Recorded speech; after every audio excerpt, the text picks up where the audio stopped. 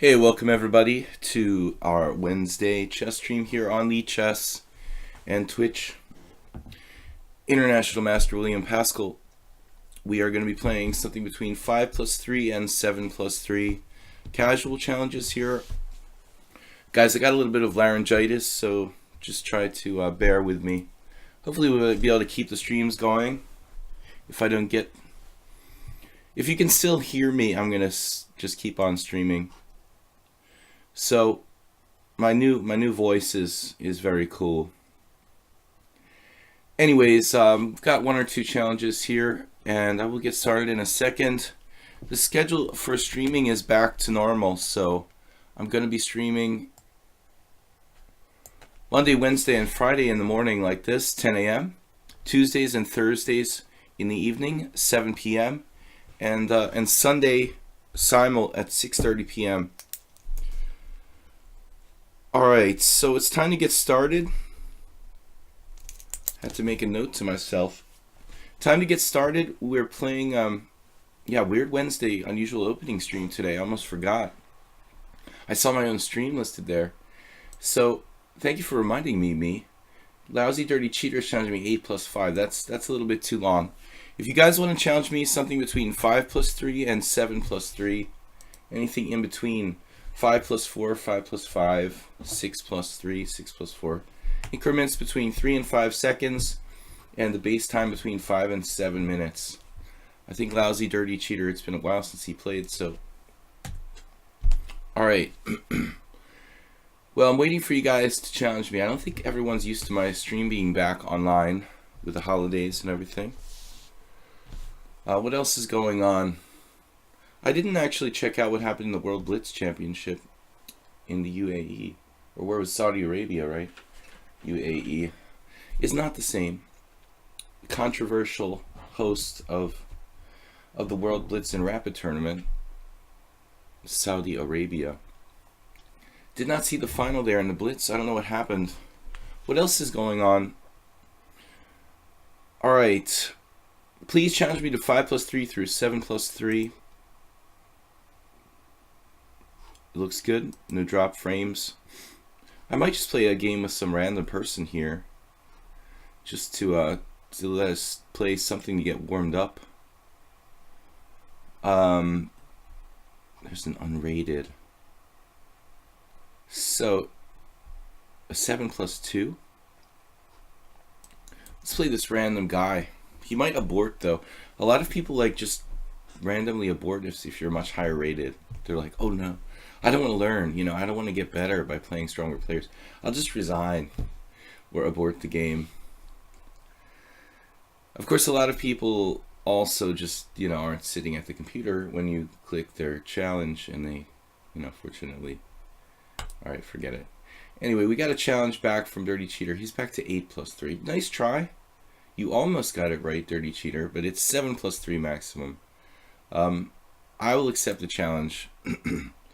But that's the old time control of doing 8+3. I'm not doing anything longer than 7+3 now. Alright. So I'm supposed to play unusual openings here with white bits, as they say in the UK. I could play a weird first move, which is typical, like the bird's opening. Let me...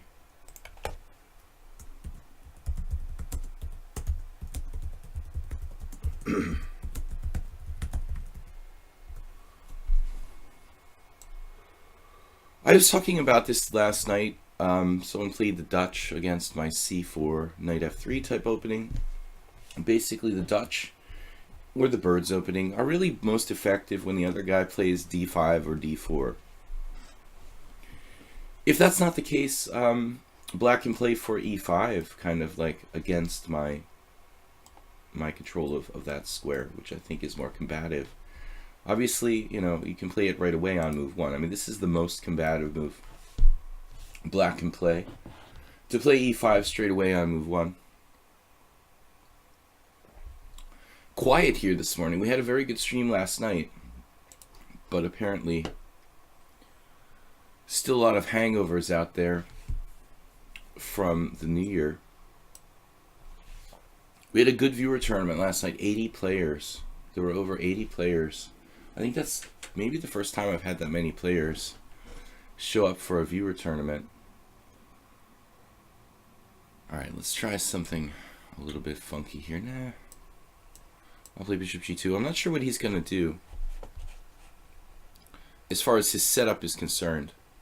If he's going to play d5 or not, you know, that's kind of an important question, which is already known. If you play like d4, f5, you know what you're up against, basically.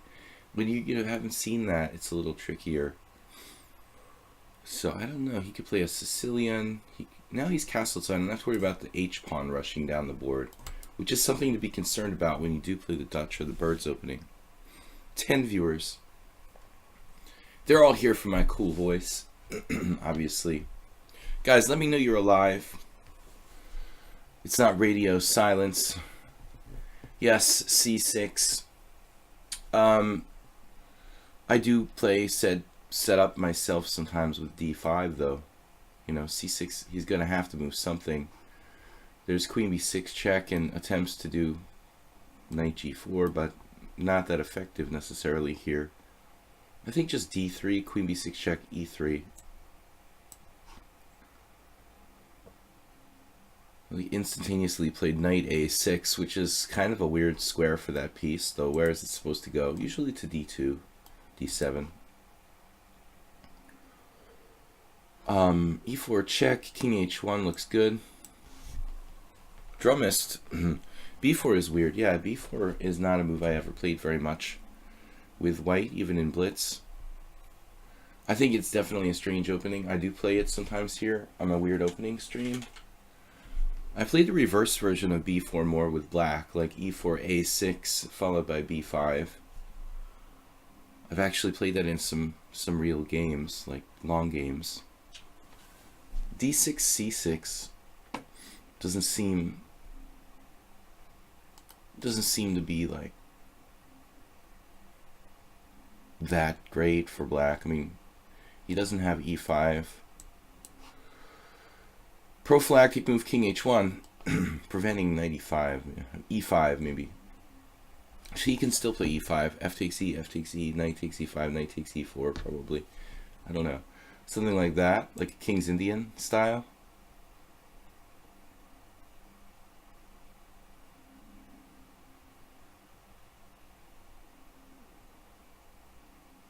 I was thinking about knight h4. But it does seem kind of early to commit myself to such a deployment. Then again, what are we supposed to do?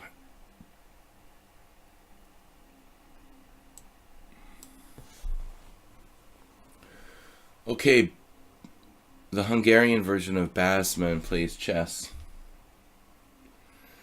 Baz with an SZ. I guess it's not only Hungarian, though. It probably exists in Polish and some other languages, too. The SZ.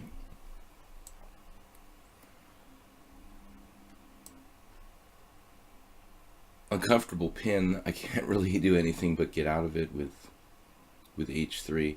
I guess I could play something like queen e1. Okay. This just looks like a waste of time for me. You know, to me, for him. So we're good to go here. Grand Prix attack style. You're feeling slightly Hungarian now. So Basman plays chess is a reference to Michael Basman, who, well, I'm assuming it is, who was like the pioneer of really bizarre openings, like the Grob and the Killer Grob, which he entitled some book about, playing like g5 with black, h6 and g5 with black. This guy is still alive, I guess. I never actually met Michael Basman. He's like a English IM.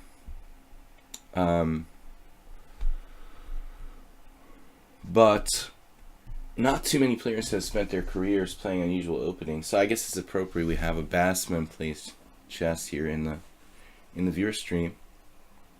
Appropriate for today's stream anyway. Don't I sound great, guys?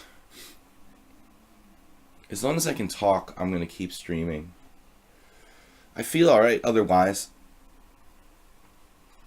But I think we have the early stages of laryngitis, which is really the worst possible thing for me to get if I'm doing live streams. Okay, Queen E1, Queen H4 with ideas of G4. This is very obvious. He made it easier for me by playing Bishop G4. Probably he should take on F3, but you know, the other part of his position that I don't understand is like Knight A6, Knight C7. It doesn't really gel. All right. Now, obviously, he could sacrifice a piece on G4. But that's like desperation for black. One other thing he could do.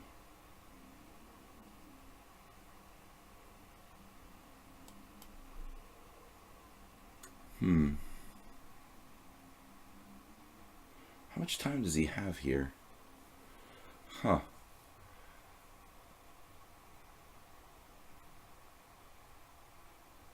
I mean, I could sit there, I could play King H2, I guess. It looks very hesitant. To play King H2, then black could play H5 and stop me from playing G4.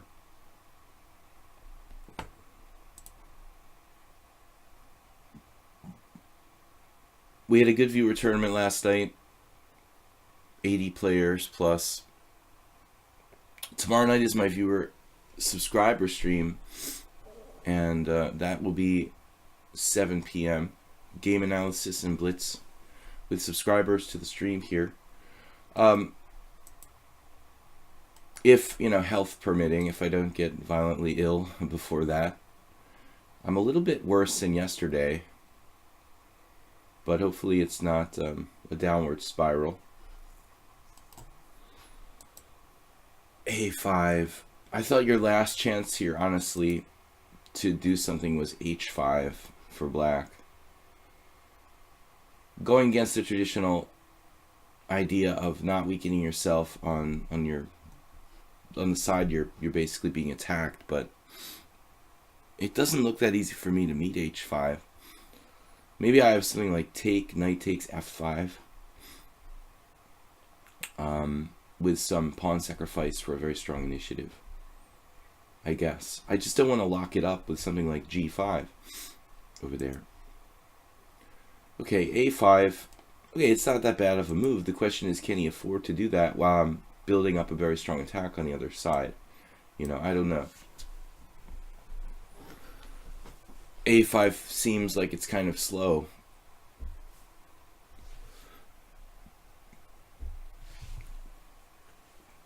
Little Magnus. Alright, did anybody bring some cough medicine or something? Alright, B5. Actually,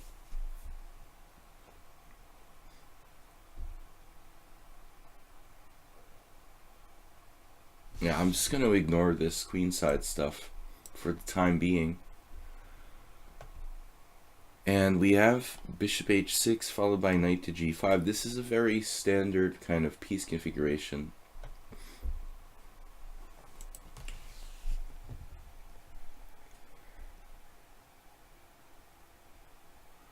Dead Bones Unknown is watching. Whoever that is. I think we've seen him in a stream before. Alright, knight e2 or knight a4. Knight a4 looks a little out of it. So we're coming back to e2. Migrating toward the king side, which is really actually the right idea. I want this knight to come and join the other forces. Very important concept that all your pieces are coordinated in any kind of situation, in the end game, in the middle game, in the opening. You're just kidding about the world champion thing. Hey, anything's possible. I know I'm not going to be world champion. I can't say the same for anyone else. Knight e2. I can only speak for myself. Alright.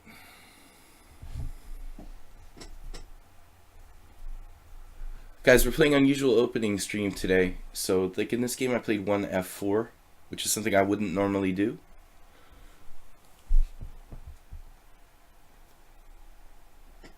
Welcome everyone. Basman plays chess, Drummist, Little Magnus, Potato, and I need some air in here. Alright.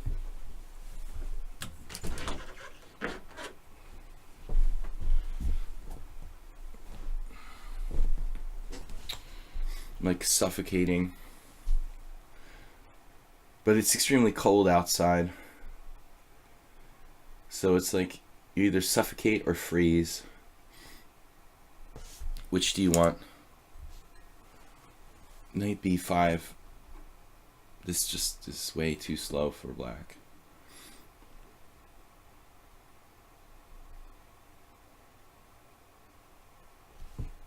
It seems like the only way to do this is going to be bishop h6 and knight g5, as I was talking about, as I was alluding to earlier.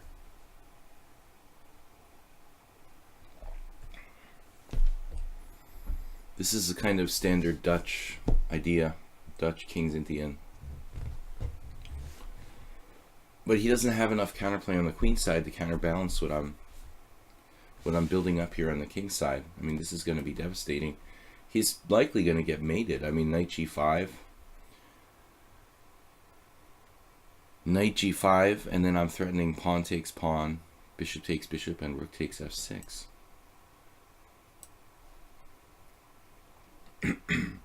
So easy a child could do it.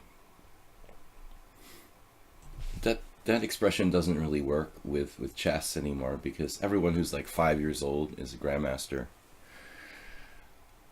Abu Gayor.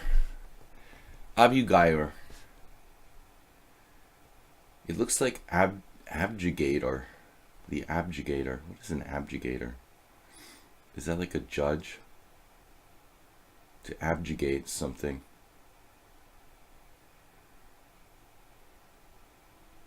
I feel like crap. I was fine until 2 days ago, and then I started getting this cold. Okay, it's just a little cold. Now it's reached the proportions of just being extremely annoying. Knight to g5. But I'm going to hang in there tough. I'm not going to give up on streaming unless I really am out of control sick. Because we had such a long break as it was already. Okay, he took on f5. That stops the immediate disaster along the f file, I guess, and possible captures on f6.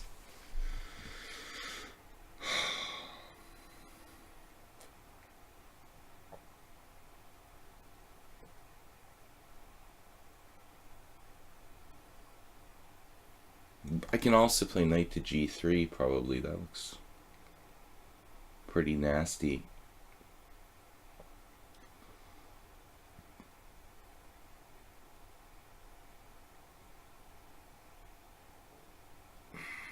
If knight to g3, though, he starts to come in here.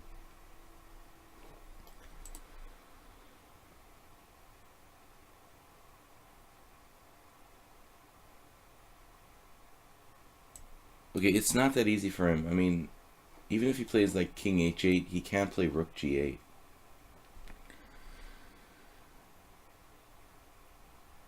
I see. Striking in the center.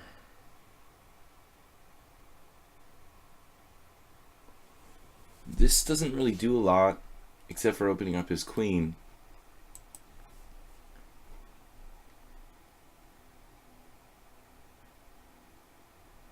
I guess it guards the g3 square in case of things like that.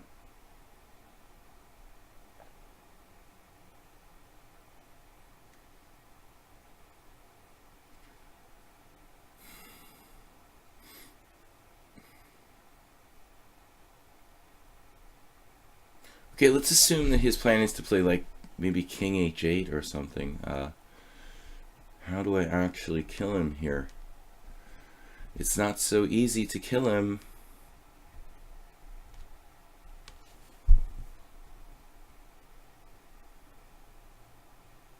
Knight e6, no.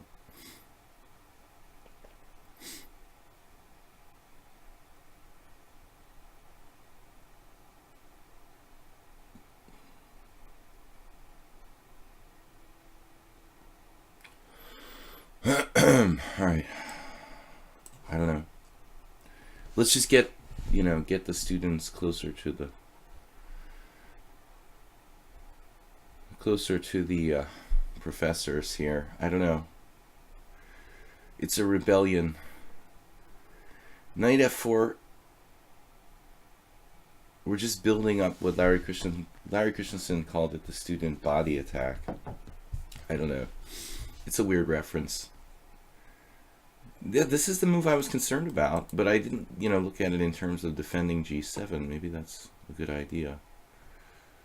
Queen g3.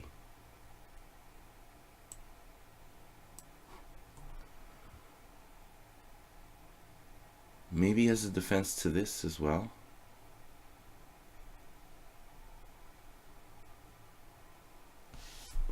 My knight in f4 covers knight h5. He could actually play that, though. Damn, I didn't even notice. He had knight h5 there? Maybe that actually saves him. Oh, no. Knight h5.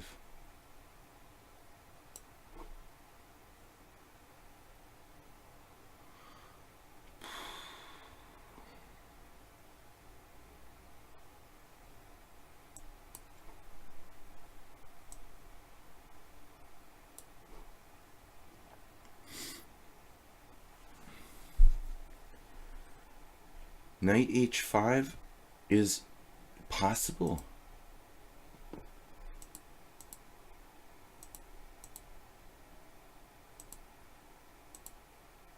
Yes. This move actually saves him here. Oh my god. Knight h5 saves the game. I don't know. It looks like he's still alive after that. Knight h5, what do I do? I can't take on h5. I have nothing. Queen takes g3. I'm slightly worse after this. That's amazing. So I have to go back to h4. H4. Bishop takes h6. Queen takes h5. And okay, he has to take here. I take here. So I'm still better, but at least it would have kept him in the game. No, the knight h5 just saved him once. It still looks like I'm better, though. Significantly better. It's not that easy to break through, though. Alright, I've got some challenges now. Super Sebi, Tlatuani, Daniel, Wubba Dubba Lubba, and Joe Limbo. No subscribers here. I would take the subscribers first, but no subscribers this morning. Where are my subscribers? They exist, I assure you, but they're sleeping late. Alright. Good stream last night.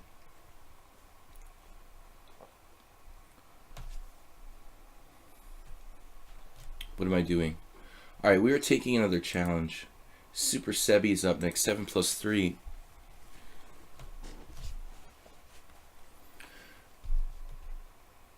What can we play against knight f3? This is probably the hardest move to play unusual openings against. I mean, you could still do the Dutch. As I was saying in the beginning of the stream, I don't think the Dutch is so good if white isn't playing d4. Or, the same can be said of the reverse. A lot of Dutch players won't play f5 against knight f3. But anyway, I already played a bird's opening today.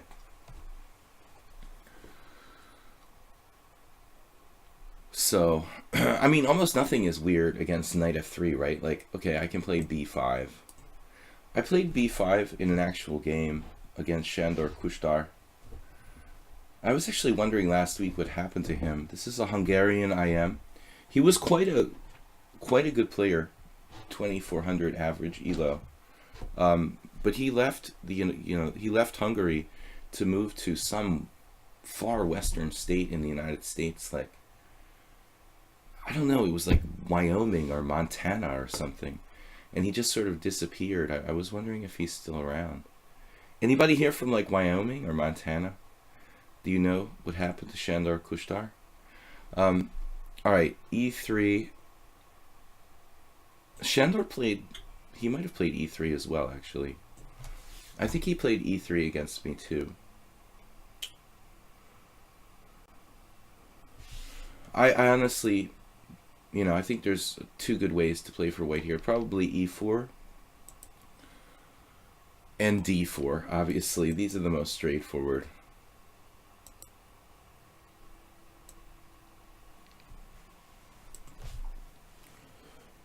Camel culture. Is camel culture here? Hey, camel.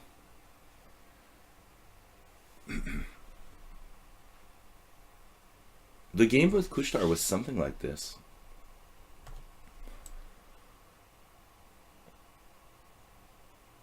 But I have no idea how it would have gone after that. Maybe it was like c4. No? c3 is a bit weirder. A bit weirder. Alright.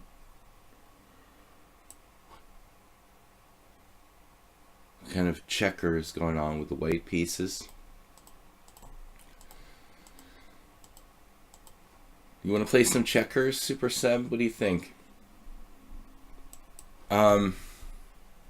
He played in the 2015 Denver Open. Wow. Okay. So he, that makes sense. He must be living like pretty, not that far from Colorado. My Western states geography is really bad. I mean, Wyoming, that's close, right? Isn't that like really close to Colorado? Like the next state or something?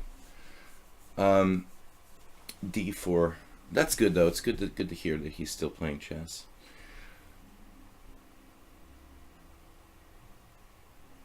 That was who? Camel culture? Yeah. Alright, man. Hey, camel culture, is that a tournament you played in? Or you just randomly know that? Alright, Knight FC. He just randomly knows who played in what tournament. I haven't seen Shandor Kushtar in like 10 years. Maybe longer. Good player though, very solid.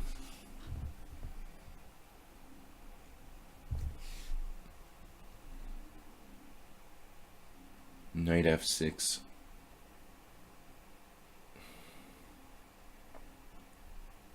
Now this move is quite quiet. The bishop e2. I'm a little bit reticent to put my bishop on b7 because of potential bad things that could happen, like along this, what do you call that, a file? I might have to take on b4 with a pawn and then play like a5 or something. It's going to be kind of difficult to not play bishop b7 at some point in the not so distant future though. I could play a5 as well. I mean, I'm basically committed to that in order to support this.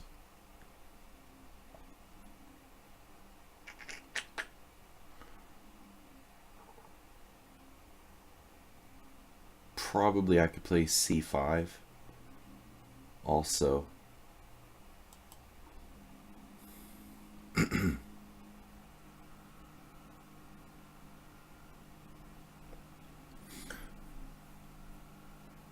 There's a very strange vibrating noise and I don't know where it's coming from. Maybe the neighbors, maybe out in space. Alright, a5. Kamsky was passing through, played, saw the masters, came out of the woodwork. Oh, I see. Passing through. Passing through too.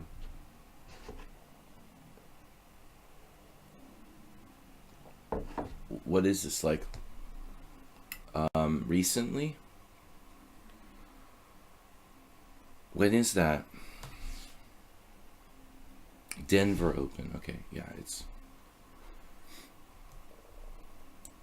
Is that like a local tournament or a nationally organized one by like Continental Chess?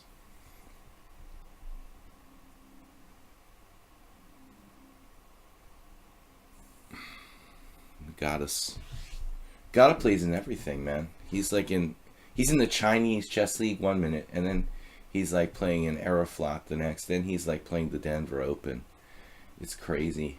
He's hardcore, man. He'll play for like any prize, $500 or higher. All right, knight on BD2. I need to get the rest of my pieces developed, obviously. I guess I could play D5 if I have to. Didn't really want to do that. Rather play C5. Yeah, maybe now C5 can be played. I mean, Super Sebi's position, you know, his setup looks really harmless, but on the other hand, it's actually not so harmless. Very, very subtle positional.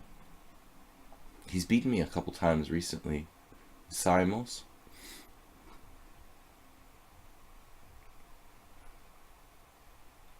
I'm having trouble like deciding where to put my pieces here with the structure the way it is.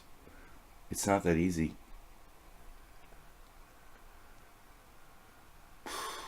All right. Maybe I should just pass and play like bishop e7. If he plays if he takes on d4, b4, can't talk. I'll just take back, you know, and lose the tempo or whatever. But Kamsky, yeah, he's one. Okay, now it's looking like a BOGO. This is what Kushtar did. He played like c4 right away, probably. I like the other way better, Super Sebi. You kept the tension there. Now I kind of know what to do. You know, I just play c5 and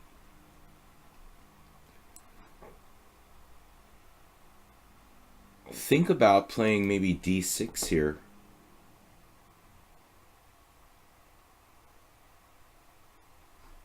Okay, I'm trying to play, you know, too slowly.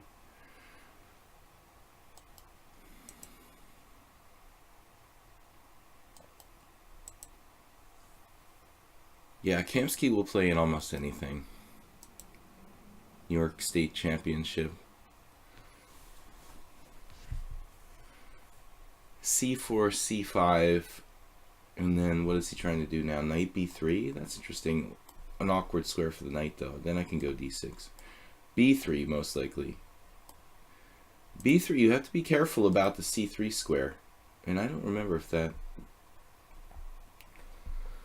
why that's in my memory so much. You know, I feel like that happened against Shandor Kushtar, that somehow maybe later on c3 became relevant. It wasn't like a brilliant game by me. I just won somehow. But it's the only other instance of me playing knight f3, b5 that I can recall. I've played... yeah, I don't know. He just had the solid repertoire. What do you do against a guy who plays knight f3, you know?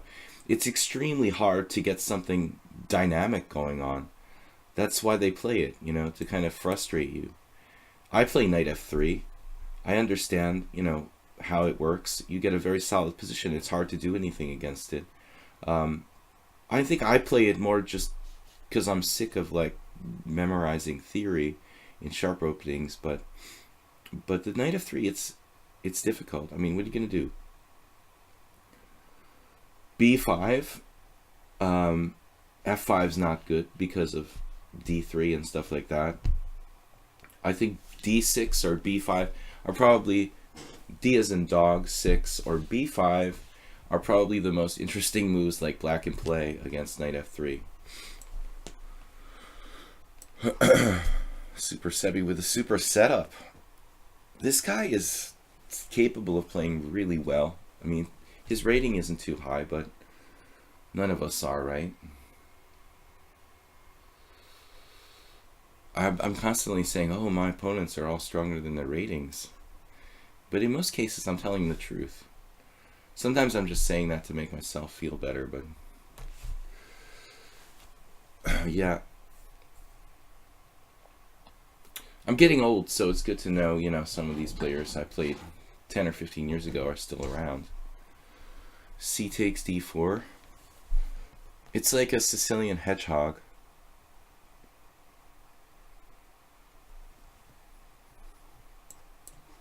But I don't have too much time.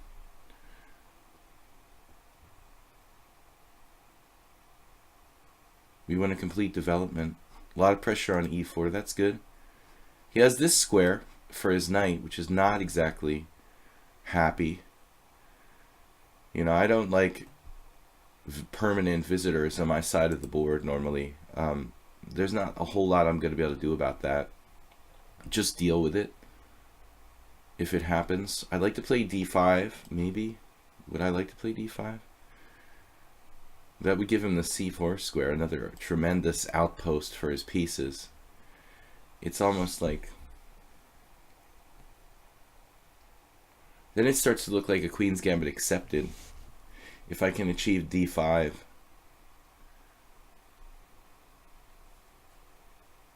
Bishop f3.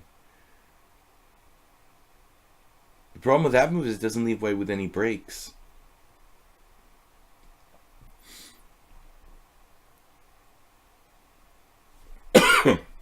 Excuse me. Alright. Well, time, unfortunately, is going to be like the main protagonist here.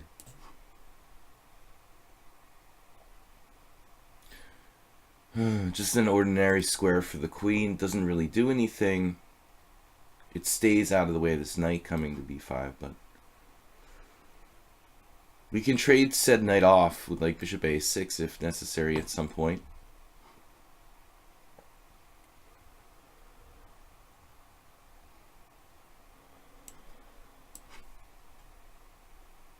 Positionally, white is really playing some good chess. Okay, bishop f3 was weird looking, but in retrospect it might actually be okay. And he has a protected passed pawn on c4 if he makes this e5 advance. That's kind of like, I'm thinking, his plan here. There are tactics for me though. I could take on d2, take on b3. And maybe I just like win material there. That would be sweet. So I actually protected against that. Knight. I don't know what to do. It seems like he's threatening e5 now. Preventing e5. Reduced to passive defense. There's also a lot of pressure on this pawn. I mean, and this guy is a very, very good player in time pressure too.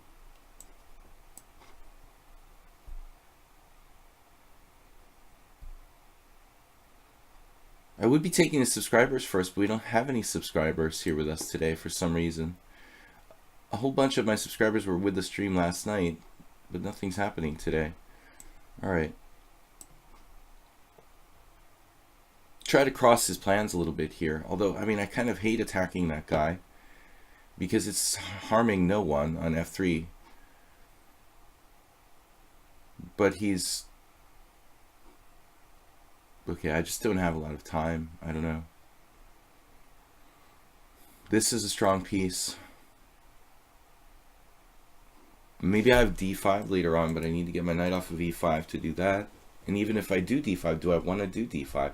Because he's going to have a massive outpost for another piece. So it's extremely difficult to even come up with a plan here. Now he just freaked out.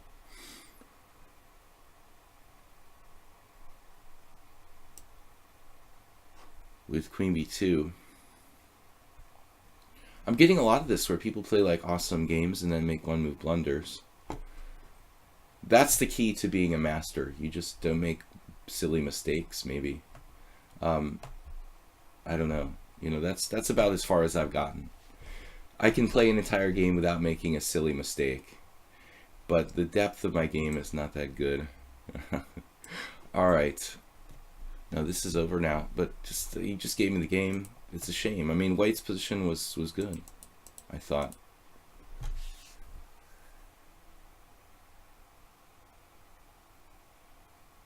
Bishop e2. And I don't have a plan. You know, I just don't have a plan here with black. That's my problem. I was looking at bishop g5. I don't know. All right. Tlatuani. Knight f3 is not a weird opening. Hey, we've got a subscriber.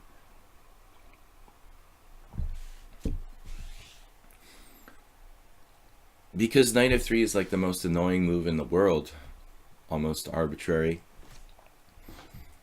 You know, the theme of the stream is weird openings, and there's nothing more difficult to find a weird move against than knight f3.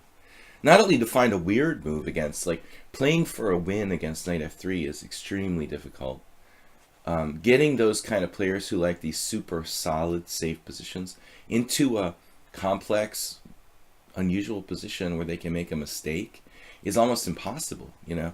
I mean, the only thing I can come up with is b5 or maybe d6 and bishop g4, you know?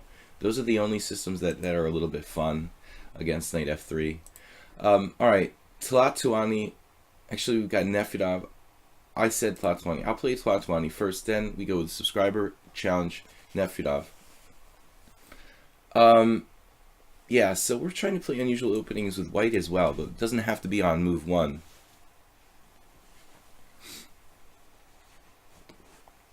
Yeah, I played that opening many years ago in a first Saturday Grandmaster tournament, as I mentioned, against Shandor Kushtar, to win. But it's not easy to take a solid player out who's playing knight f3 on move 1. I mean, it's extremely difficult stuff. c5. All right. What was I thinking? I mean, everybody plays f4, right? The Grand Prix attack.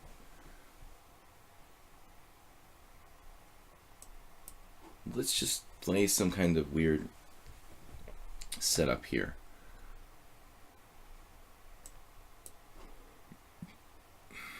There's a German IM, George Zuhl, who was playing this quite a bit. But I think it was Larson who first started to popularize this kind of setup for white.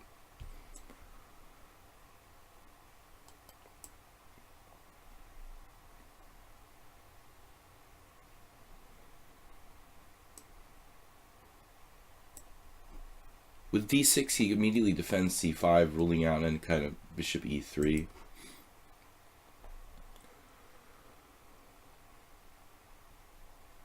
This is our second closed Sicilian type of thing. I could play c3, probably.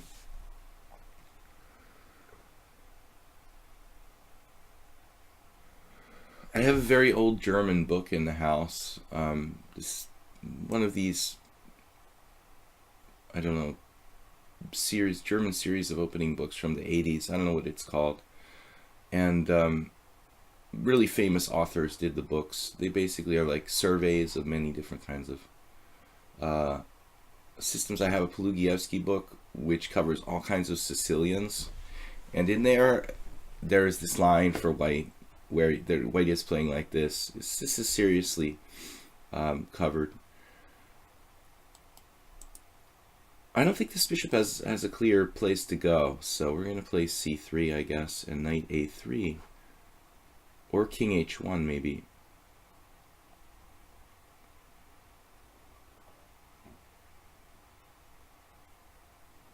It's almost like a Dutch classical, you know, Simon Williams would be proud, right?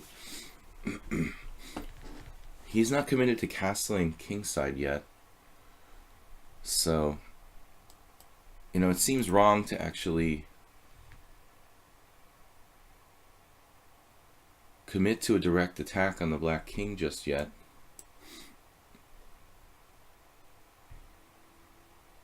He's not castling on purpose, it looks like. Do I want to weaken myself with that? Actually, d4 is possible now. I think that's probably what they did in the book. Black's ignoring d4. Yeah. We transfer Tlatuani. He's just like, oh, this is what I was expecting. Wow. Okay.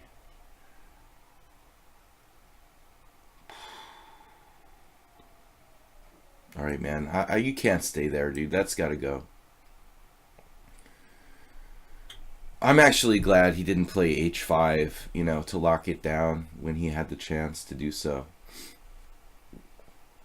Oh, he goes back. You know, and now he's trying to play h5, I think.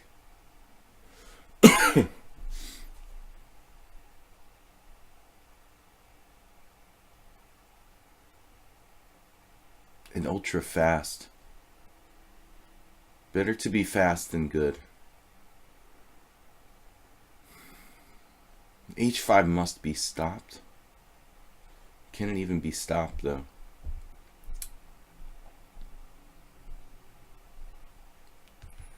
I'm not sure it can actually be stopped.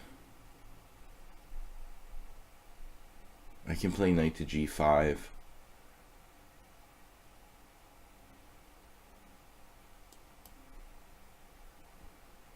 Which gets crazy complicated. And I'm just running out of time, man. He's 2,000 in bullet very fast.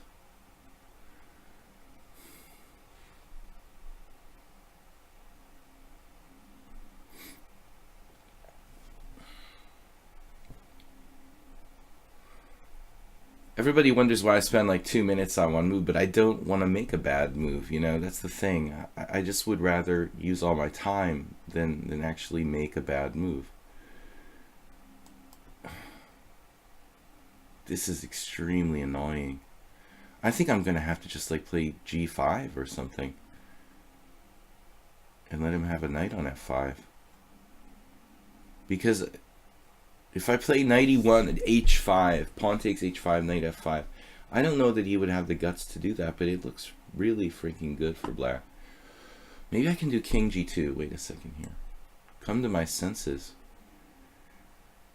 Wow. It took me ages to find this move. I have 32 seconds left, but get the hell off the g file and prepare h3, of course. Makes sense.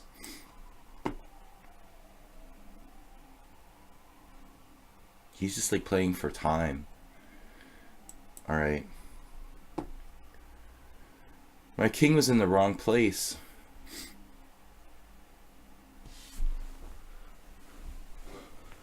It just took me forever to figure out the right plan.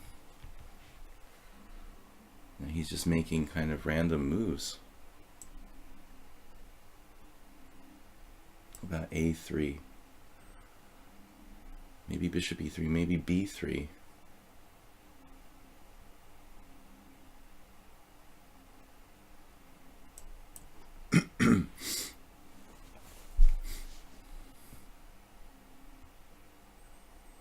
My stream is really designed for thinking and taking our time. So I don't like playing against players who do this, you know, play ultra fast just for time. Feels like it defeats the purpose of my stream. I'm like trying to encourage people to really think about what they're doing.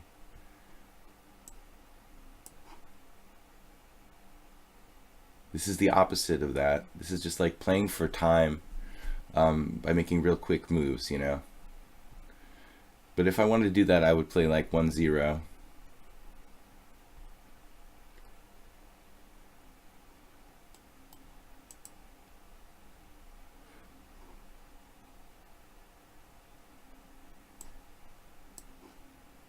Just stay in the center. I was looking at bishop a3. Maybe it's good.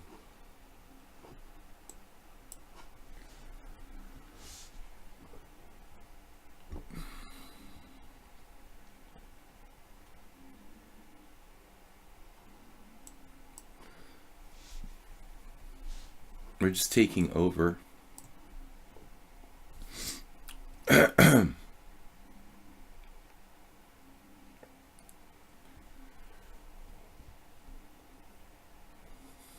This is the way it's supposed to be done. This kind of line, this transition to d4, to delayed d4. Once I saw my friend Kosic play something similar to this, where he just overwhelmed. I think it was an Indian IM. Spatially, just crushing black. with f5 eventually. You know, it's just a question of when. I'm not actually threatening anything here, am I? I still feel like my king may be better on a different square, like f2. I don't want to be on the g file, maybe. But the king, okay, whatever. We just have a massive advantage here. Any kind of endgame is good.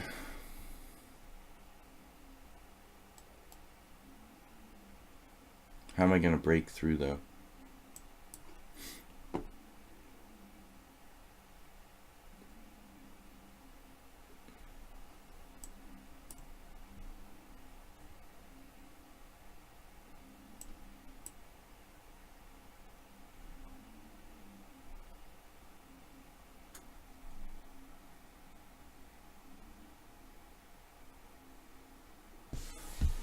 All right.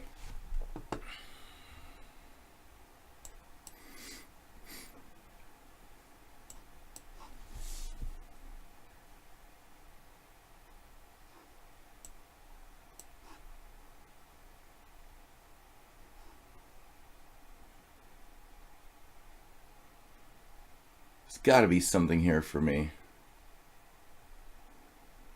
He finds this move.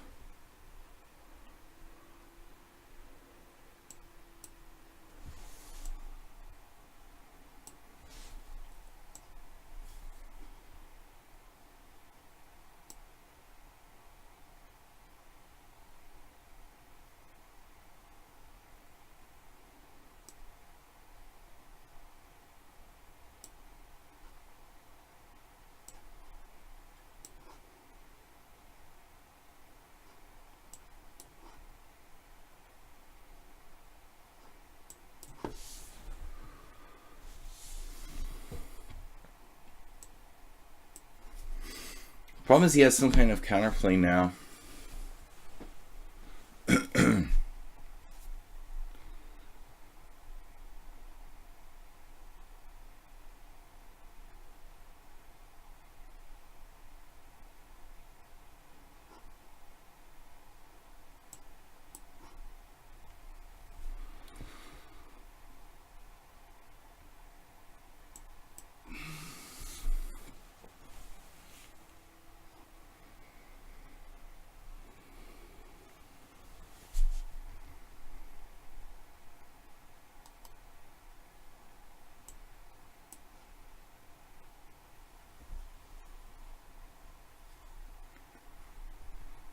Three pieces for a rook should be winning.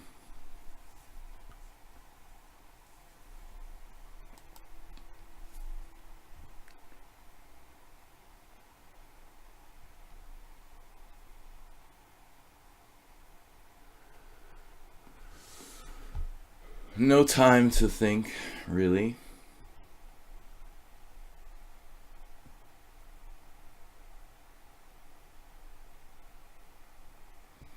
See, it's like maybe this is a blunder. I hope not.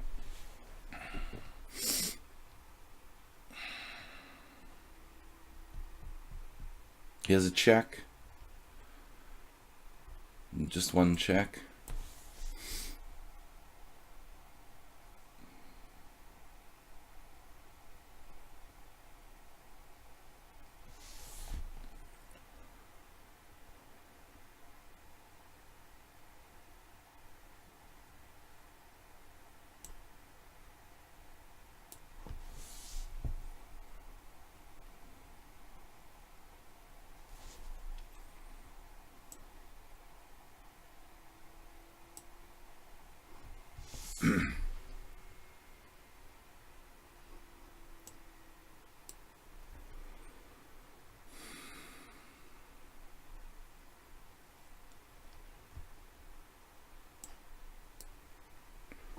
Just want to get coordinated.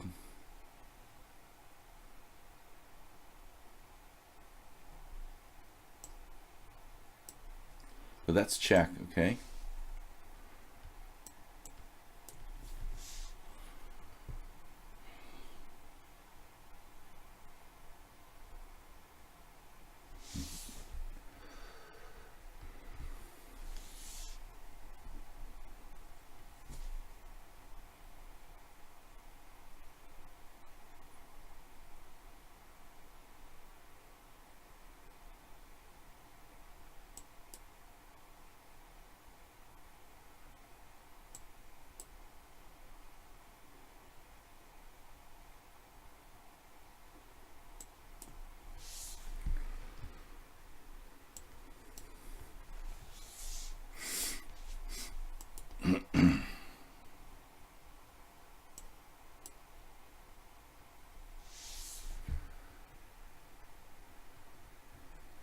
So after all that, I managed to win.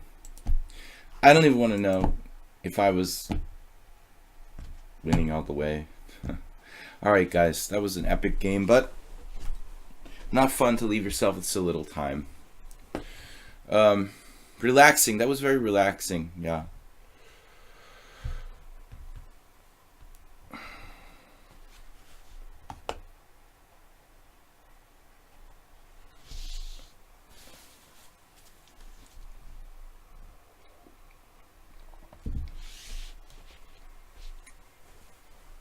What's that?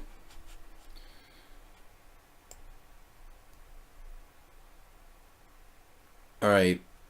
Pick one of the non-subs before me. I'd rather use all my time to make a bad move. Are you related to Ivanchuk? I wish I was. Yeah, with this... Okay, the 5+3 increment. I'd rather add the 5 seconds.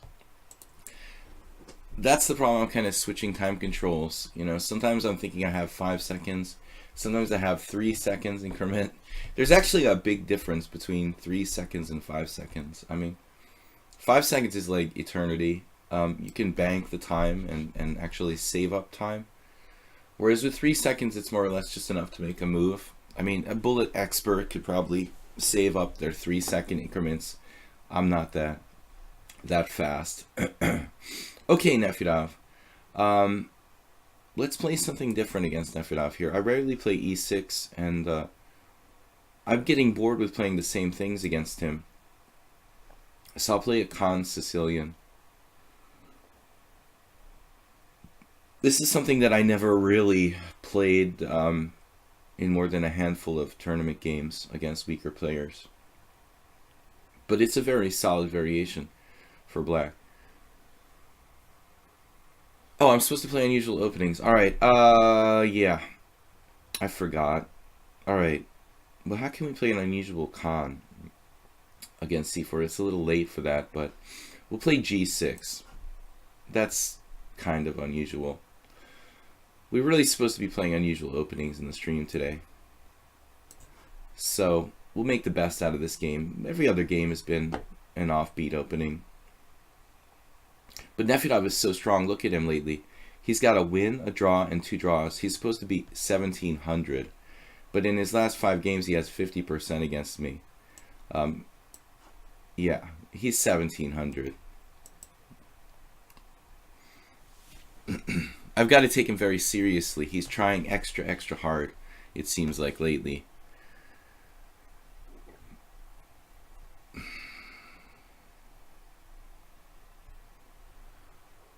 Why do you play chess? You come to chess streams to ask people why they play chess? That's a little strange, man. Alright, 97. There are many reasons to play chess. I mean, I think it's different for everyone. Some people are artistically inclined. Some people are competitive. Chess is an art. No, it's war. No, it's a friendly game I can play at lunch with my work colleagues. Queen d2, I don't know, man. It's different to everyone. Queen d2, what is this about? He's going to try to castle queenside? I would actually consider h6 here. You know, screw that, allowing bishop h6. It's like a hippopotamus.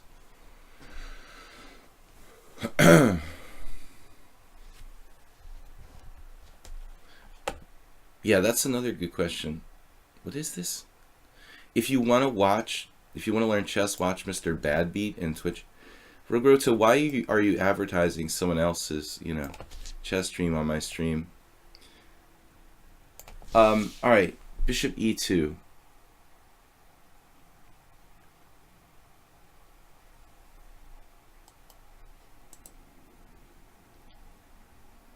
Bishop e2.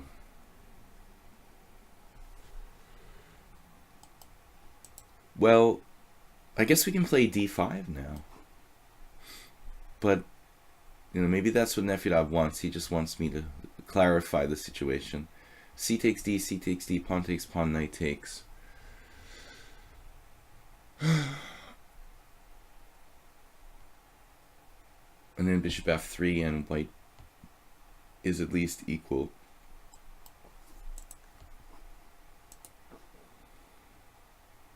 But I noticed a change in Nefedov recently. He seems to have gotten stronger at this point, like around here. Like he's trying harder, or I don't know. He just suddenly started to like kick ass every game he plays against me. Maybe it's just my imagination, I don't know, but it seems like he's really, really trying extra hard lately. Faster, stronger. Maybe it's the new year, I don't know. Bishop e2, what do? We want to play d5. I feel like it just isn't really the right idea here. Actually, b6 may be wrong too because of knight a4. I've got to watch out for very quick pressure on b6. This is not a position I've ever played before, guys. I just played g6 because I said it was a weird opening stream, and I forgot to play a weird opening. But this is definitely weird. G6 can be played in the Khan variation, but usually you kind of have to be an expert to know what you're doing. Alright, Queen c7 maybe, Knight c6, b6, these are the candidate moves. Can't castle. Alright, well, I don't know. I'm going to lose on time.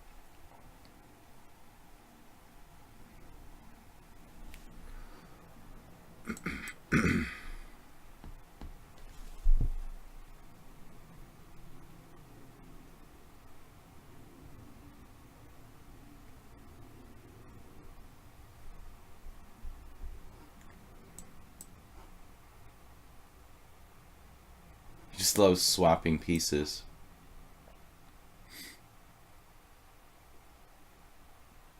This is pretty much as anticipated.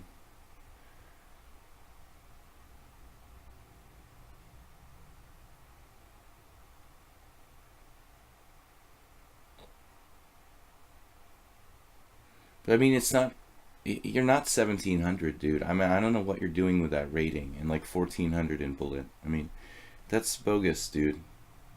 Nefedov, I like you, but how are you 1700, man? I mean, seriously, that's rating manipulation.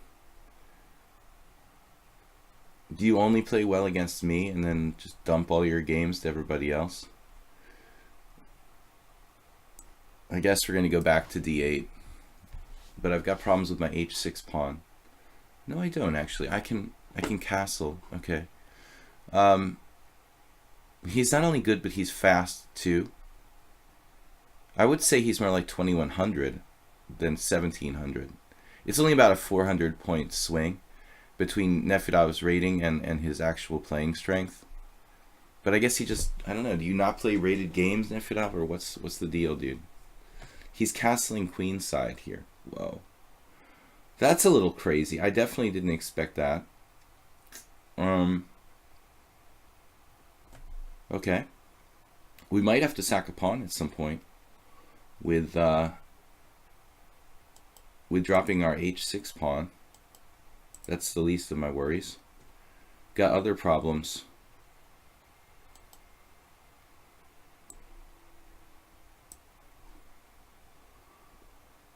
But I'm probably lost here.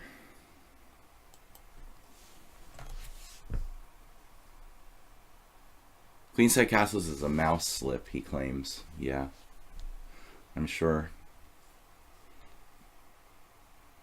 He's used like 1 minute for the whole game so far, playing perfectly. It's like the strongest move. A mouse slip. 95. I've got to lose a pawn just to stay alive.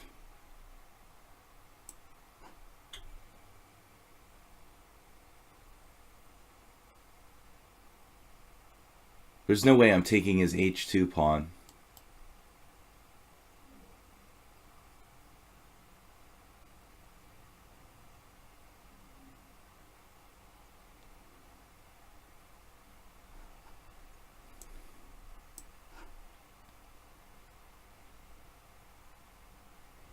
This is probably a mistake as well. I don't know. But I got 24 seconds left against the 1700.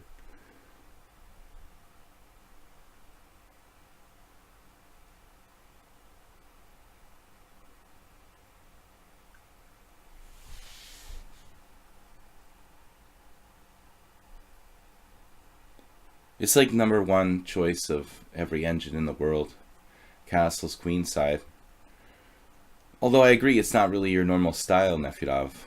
You don't like to castle opposite wings that often.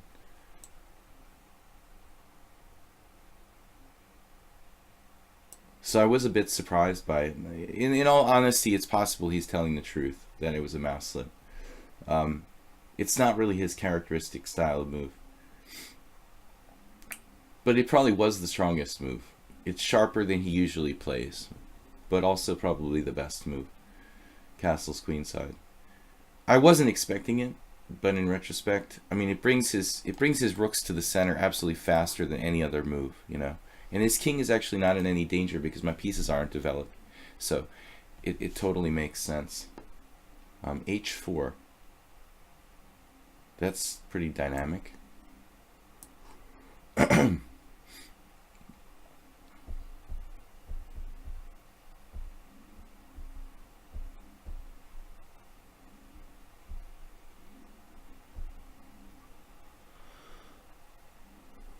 Well, I mean, fortunately, his rook is not on the H file. That's good. He'd like to get it there. He'd like me to take and get it there for him. Maybe I have knight c4 at some point, and then move my bishop out. I don't know about this.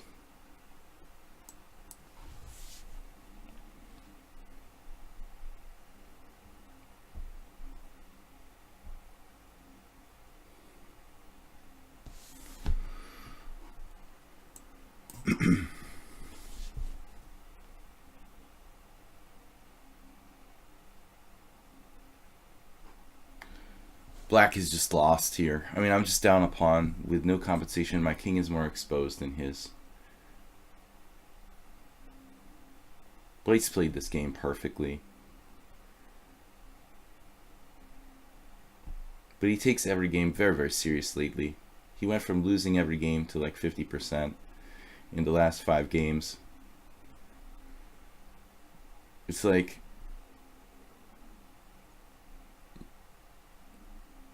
I think before it was his alternate personality playing. Now he's really taking over. Dodidor recently came back. They're not playing for some years. I don't know. I mean, the Italian and the Spanish game are different, you know. But not that much, actually. I mean, the Italian game can be played a little more aggressively, I would think.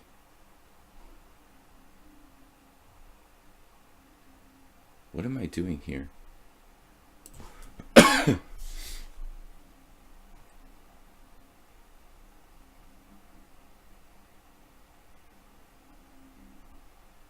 really just trying to defend my king side.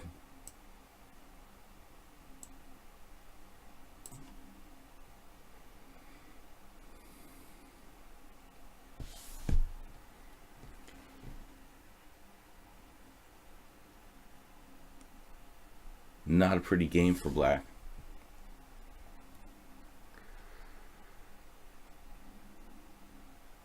Now he's actually getting into some time pressure.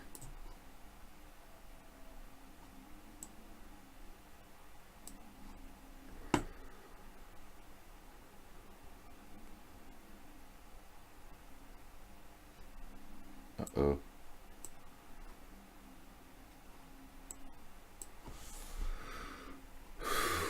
Alright. Looks like we might be able to survive somehow. Still not that easy.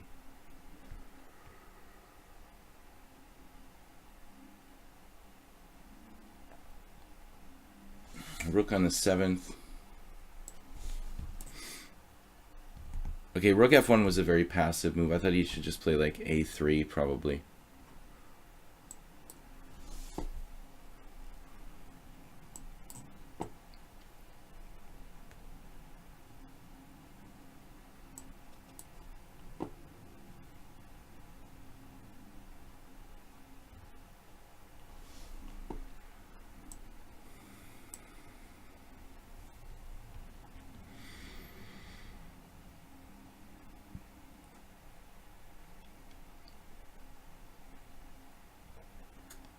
Uh-oh.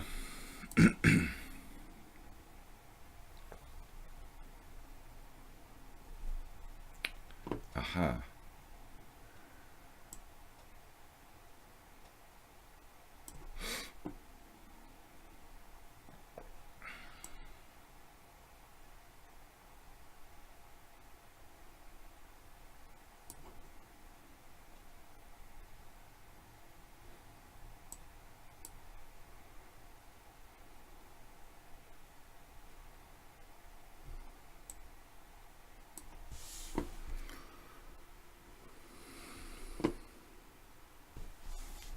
Nefedov was expecting me to take the pawn, I think.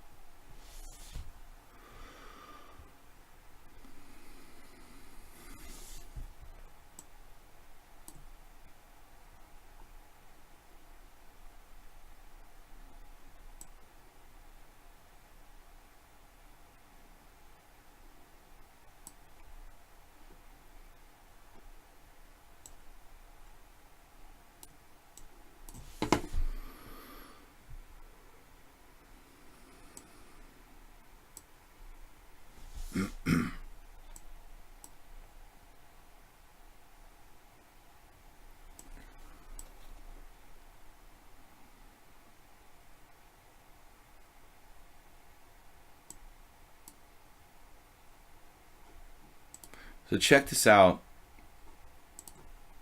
Draw. There's actual games here with g6. It looks awful for black. Finkel played it.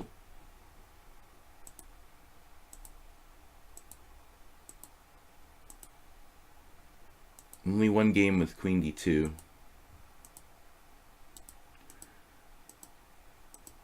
Now I want to see about this castle's queen side. Bishop f3. Now castle's queen side was on the horizon there for a moment, but now the engine chains back to the castle's king side. I think this is a good move. I mean, white is so in control of this position. I don't know. They're both good. Castle and queenside, castle and kingside. This idea of queen b4 is also interesting. It's a very, very dubious line for black to play g6. And to follow up with h6 like I did. This is probably just too time consuming. I have to play something else. I don't know. There's only one game with queen d2, but that's the best move according to Stockfish. Everyone else did the routine like bishop e2. h4 might be good. That's another idea. But I would never play this position again. So Nefedov, very nice game, man. No other subscribers here today.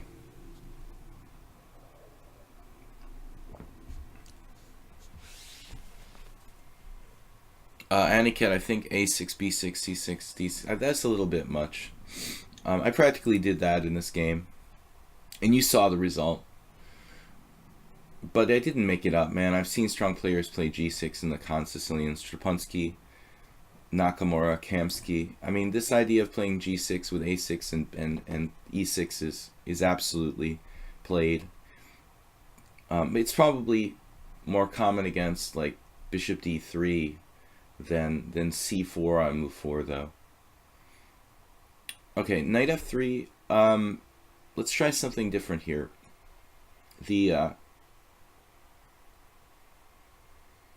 Let's try the b6 variation of the Sicilian. Christian Bauer played this quite a bit. Obviously, you can play like e4, b6, knight f3, c5. Bauer was often playing 1b6. I could do that too. Bishop c4. Probably not that big a deal.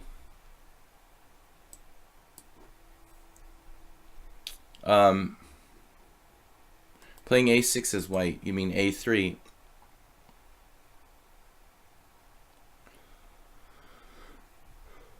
I'm not quite sure I understood Dodidor. Alright. This transposes to a normal closed Sicilian. I think he really needs to play d4 in this position. Or alternatively, knight c3 with the idea of d4 in the next move or so. If you don't play d4 against a move like b6, you really can't expect to necessarily get much of an advantage. Okay, it's just another kind of e6 Sicilian. But hedgehog style for black. I thought it was my move. Well, that's ridiculous. 1, 2, 3, 4. Yeah, okay, it's his move. He's actually taking time, which is something nobody else did today. All right. Happy New Year. I'm really under the weather, guys. I sound like crap. I feel the same. But I want to keep the stream going because I had a lot of days off. I don't really want to take sick days here after like 2 weeks of not streaming. Knight takes d4. Now we have an open Sicilian. All right. I don't think bishop on c4 makes a lot of sense against this e6 pawn, though. You know, I don't think that's good. This pawn is really solid, a sort of strong point for black. I don't think the Sozin style bishop c4 is good here. He's going to end up losing time with that bishop. All right.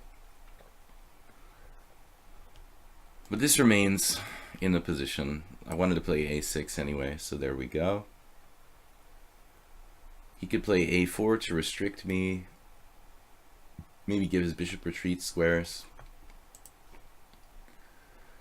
Now I said bishop c4 is not so good. He doesn't really have a good diagonal for that bishop, I guess, you know, to be fair. I mean, typically in the con Sicilian you can go to like d3.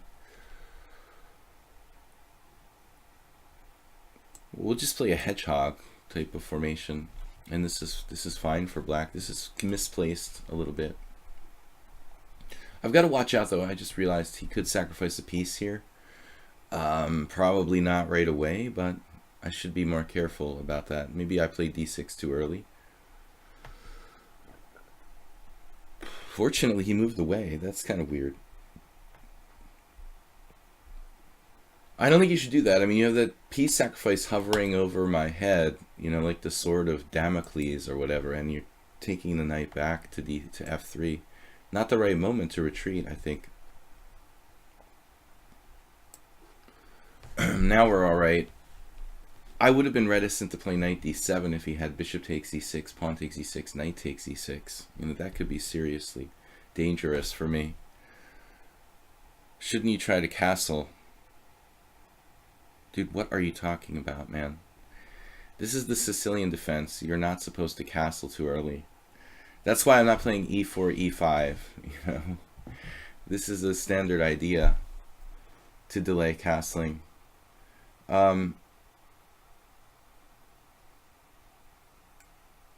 Castling is for beginners, basically. All right, rook c8, and this might just lose a piece for white, right? b4, not a good move.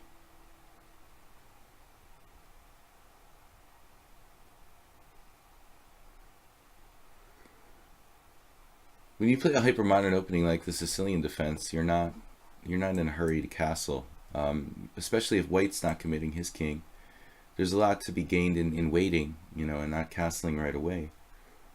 In all seriousness now. b5, knight takes b5, pawn takes b5, bishop takes b5, or queen c7. And my king is safe, you know, why do I need to castle? I've got all this pawn cover, you know, it's not an e4, e5 opening. Classical openings like e4, e5, you have to castle right away, usually in the first 6 or 7 moves. In the Sicilian defense, oftentimes you don't castle at all, or leave your king in the center, or even castle queenside. If you castle too early, you just subject yourself to a direct attack from white. You know, you give away, like, you're giving him, like, help. Basically, you're saying, okay, I'm going to put my king on the king side, come and attack it. You know, if you don't castle, white doesn't know where to direct the attack. And oftentimes you'll get players who commit their king too early. All Alright, I'm just taking a lot of pieces here. Wubba Dubba just blundered. That's a pretty bad move because he's losing a lot of pieces with check. But I'm not playing differently because my opponent's lower rated. I mean, I would have played the same way against anybody. Not castling is standard in the hyper-modern kind of opening. I'm not taking liberties because my opponent is 1300 and one of the lower rated players, so I'm playing. I mean, this is just something I would have done anyway against anybody. But I think it's important to remember that, you know, for advanced players, delaying castling is a very important tool because you don't give away your hand, basically. Now he's losing all of his pieces because he has to play bishop c1 or queen d1s. It's b4 that was the suspect move. So this move, yeah, b4. Alright guys, let's play another game. Jolimbo. I'm normally not taking like challenges from players who are, you know, just totally new accounts. I'm gonna stick with that policy. Hey, what's up, Spinal Tap Chess? What do you think about castling in the Sicilian? You're probably more classical than me. What is your opinion on the Pirc defense? Yeah, I think the Pirc is good. I think that the Pirc is good. I don't see any problem with that opening. You got to really commit a lot of effort to mastering it, but not an easy opening to play. There's the Austrian attack, variations with f3, white, you know, white castling queenside. Also interesting, if you like the Pirc defense, is to play 1g6. I'm supposed to be playing unusual openings, and I keep forgetting. Alright, well, White played the Grand Prix attack here. We can't play an unusual opening. I'm just going to go with the flow here. I already forgot. Oh my god, you made me wait so long. Rogroto is the guy with the provisional account with 2 games played.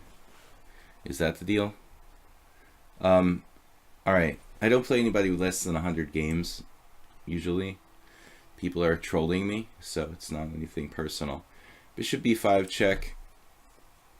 Trading bishops here, probably good for black to trade some pieces with, well, I don't know, do I have less space? If I have less space, then typically we want to do that.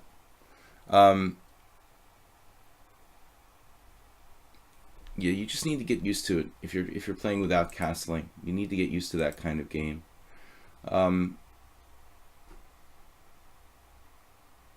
Now I can play knight f6 and transpose back into a gambit line, or I can play queen takes d5.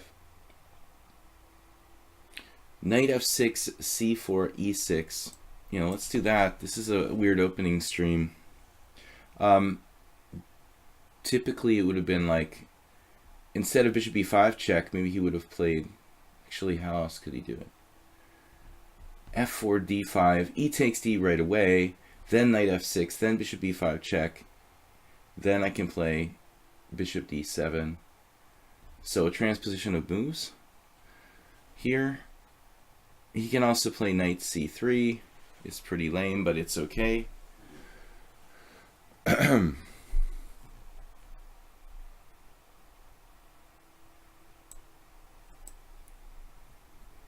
But you know, it's not that bad for White. The Grand Prix attack. This so-called Tal Gambit with d5. First gained notoriety, I guess, being played in a game by Tal, but it's not that bad for White, probably.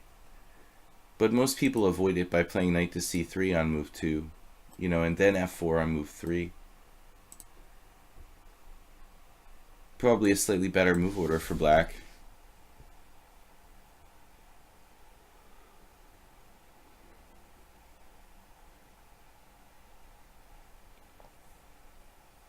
I'm actually guilty of playing like too straightforward in my chess, and I've been thinking about this a lot lately.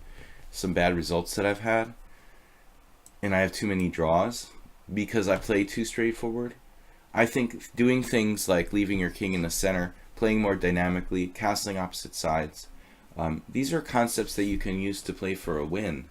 You know, if you play just ABC, like I was joking with Spinal Tap Chess earlier, like a few days ago, being an ABC player where it's just like very obvious what you're doing, you're trying to make the clear best move every time, with a very direct kind of, you know, approach.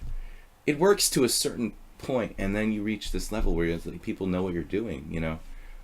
You probably have to start complicating on purpose, which is something that I never really did. But I guess if you want to get to the next level, and not be too predictable, then doing things like not castling becomes standard. I don't know. I don't really like the Grand Prix attack very much for white. I tried it sometimes, a few games. I enjoy playing against it, but objectively, it's like probably equal if both sides play correctly.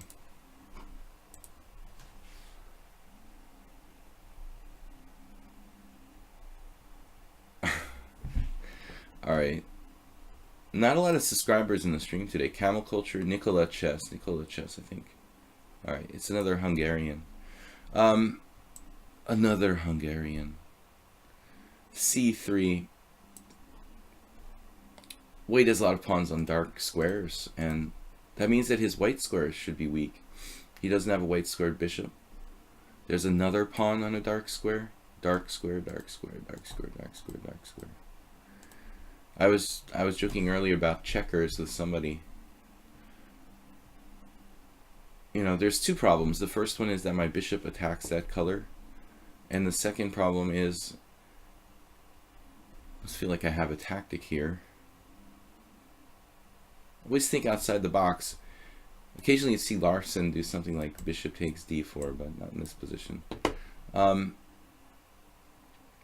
But now all of his pawns are in dark squares. Okay, they're vulnerable to attack by my bishop. But the other thing is that the white squares in the position are just totally indefensible by pawns. His pawns cannot... Let's just complete the... His pawns cannot control those squares for the most part, you know.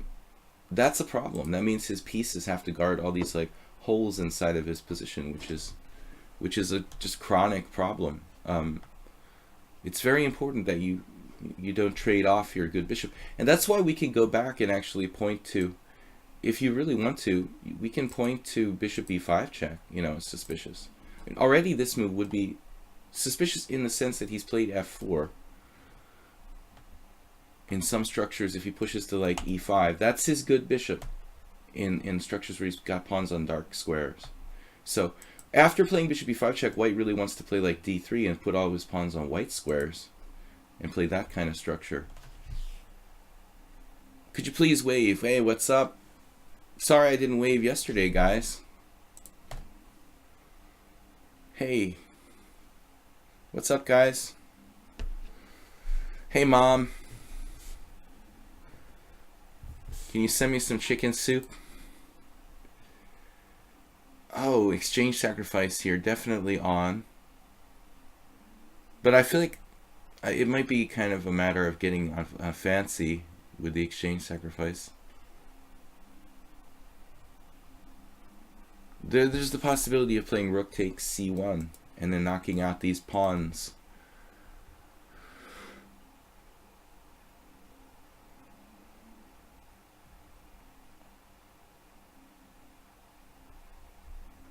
I don't know. I'm not sure that this is definitely the best, but black has an initiative. Because white hasn't developed his queen side, we can get away with this.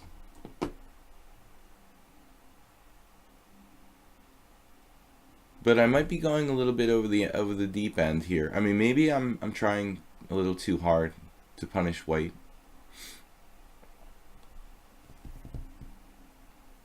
That looks like a concrete blunder.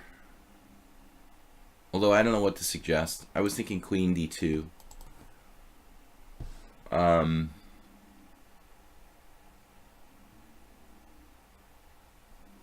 Looks like the only try to play a move that stays on the d4 pawn.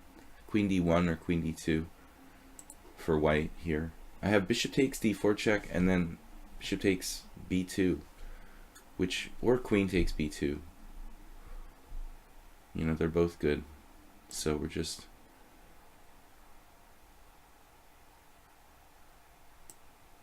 going to take this out, and then we're going to be forking his rooks on a1 and c1. I may have missed something even better. That wouldn't surprise me. But we'll take it. Now we're just basically up pawns, and white hasn't developed the queen side. Queen takes f4, queen takes a1, and he still can't develop his queenside pieces without dropping his a3 pawn. You got to be very careful when you play the Grand Prix attack. Aniket was talking about pawn moves. Every pawn move weakens your position to some degree. You know, I mean, I was in trouble against Nefyedov because I did make a lot of pawn weaknesses. Trying to desperately play an unusual opening. Exchange stacks are one of the best things about chess. Yeah, where was I? Yeah, I was looking in the Polugievsky book I was talking about on the Sicilian this morning, and there was this classic rook takes c3 exchange sacrifice camel culture. I mean, yeah, I have a friend who's an IM who's like obsessed with sacrificing the exchange. I mean, you could definitely go too far with it, but I agree. You know, I think that positional sacrifices are one of the best, one of the most fun things in chess.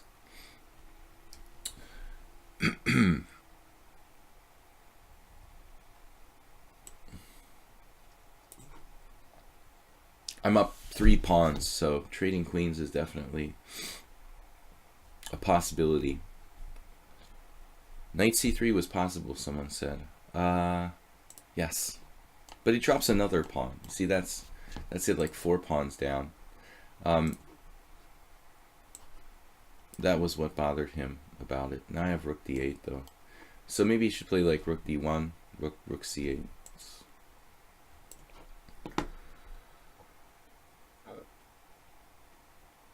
Now, I'm threatening mate. Nah, it's too much pawns. I mean, Camel Culture, Nikola Chess, and Blar Twitch. Yar! Alright. I'm going to play Camel Culture. We've got almost an hour left. Unusual openings. I forgot. Okay. I'm not going to play utter garbage like Knight h3. Actually, it's not that bad, but let's play a legitimate opening of some kind against this 2200, the highest rated player we played today. Let's give him the decency of a reasonable move on move 1. I've never had a lot of success in the few games I've played the Nimzovich opening, b3. Some people call it the Larson opening, I guess.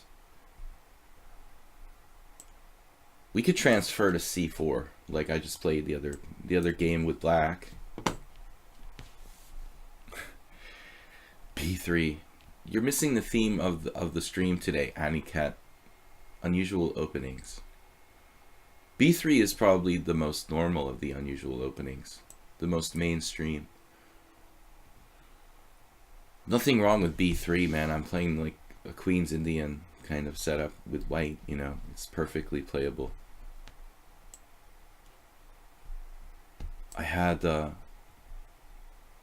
game with Stefan Bromberger, a German IM, where I lost really badly in this line because I never studied it and just played it like randomly.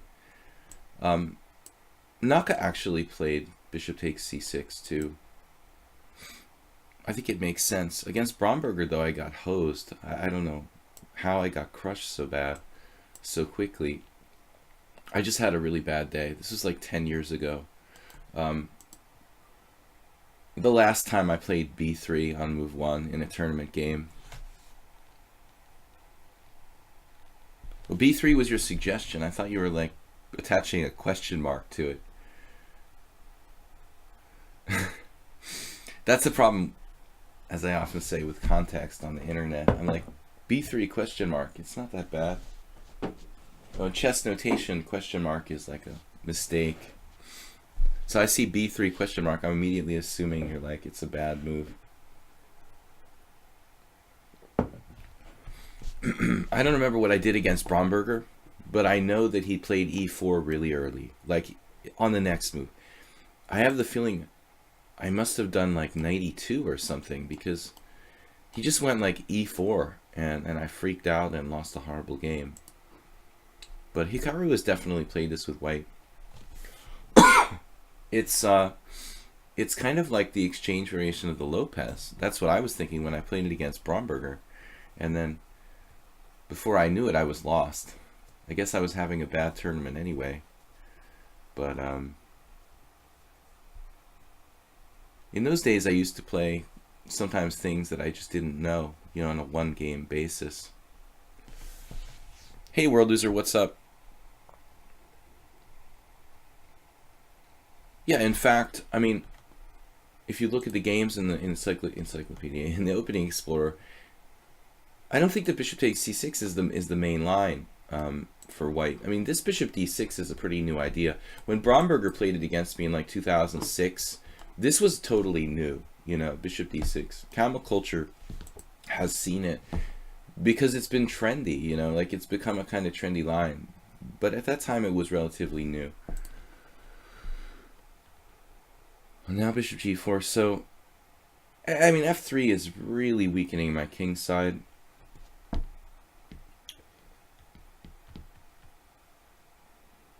I think knight e2 is fine. Queen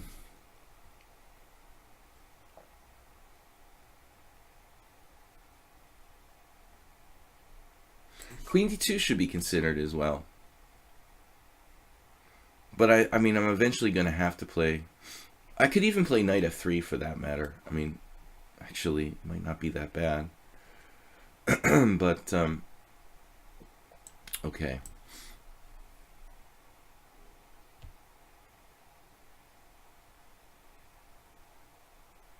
I don't think I lost against Stefan Bromberger because of the opening. I just got outplayed later on.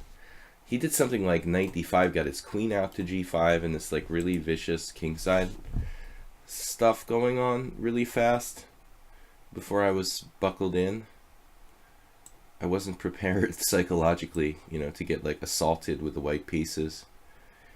The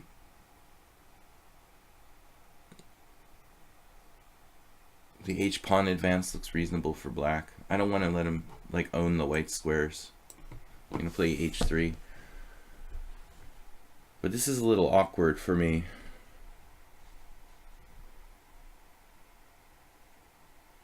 I was thinking maybe e4 to stop him from going knight d5 once and for all. Another idea is knight c4 though, attacking this guy a second time. Developing and maybe trying to castle queenside. My knight on e2 looks pretty bad now. I don't want to see that queen coming to g5 like I did in the other game. Now knight c4, queen e7, I guess.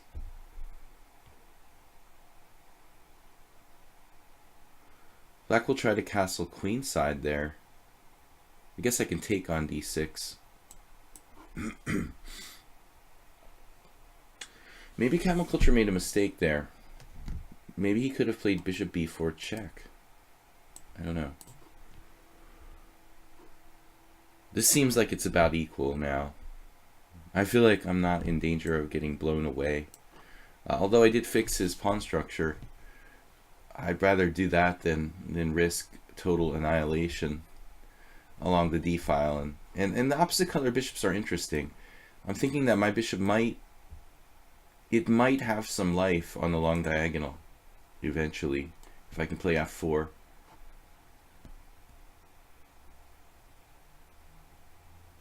Both sides have to think about where to castle, and black's actually made a lot of pawn moves. So, is he going to castle? He'll probably castle queenside. I guess we could both castle queenside. Then his space advantage on the king side doesn't seem as scary.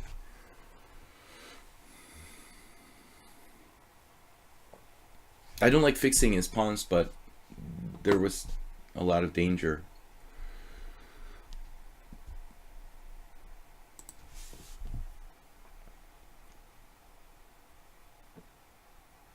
Maybe I could have waited. Sorry, guys. Maybe I could have waited another move or two and done like queen d2 and just not captured right away. But it would have been interesting if he had played bishop b4 check. Then again, his e5 pawn would have been left just hanging, you know, so we could check after the game, but I'm thinking the dark squares are really creepy now for black. Castling kingside's kind of castling into an attack. Queen c3 allows d4.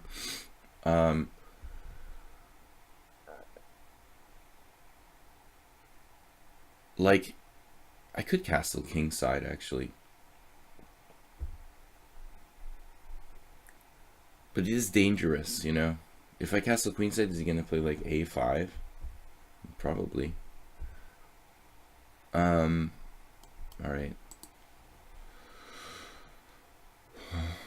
F4. F4. E4. I don't like that.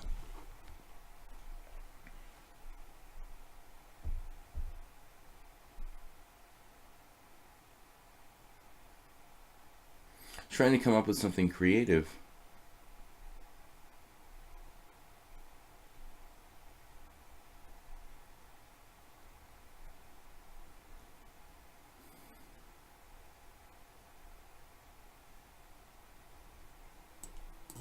All right. I didn't like a5, a4. I decided to castle kingside. It's not that dangerous, probably. There's not that many pieces left on the board. I have f4. Main idea here.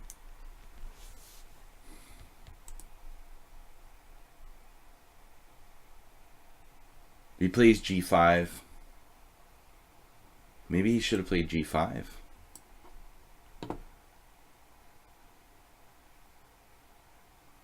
He missed the immediate g5. Probably best. Rook g8 is telegraphing your intentions. But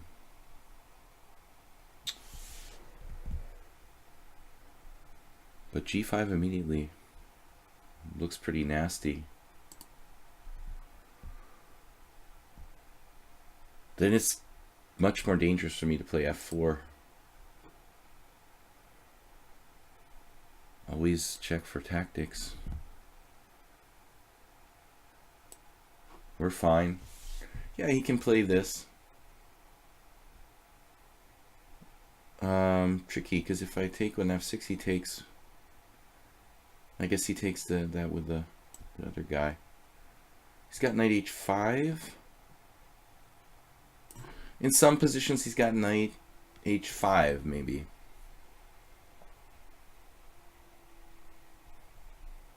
Position is getting sharp, though. His king's still in the center. He's going to have to castle, most likely, at some point. There it is. Taking on f6 is always dangerous. Oh, what am I doing? Bishop e5?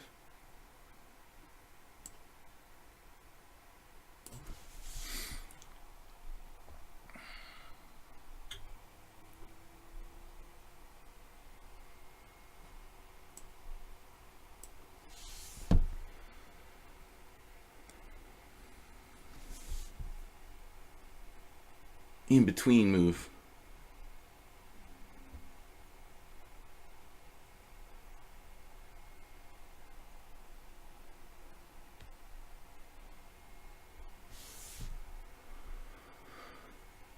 Knight c5.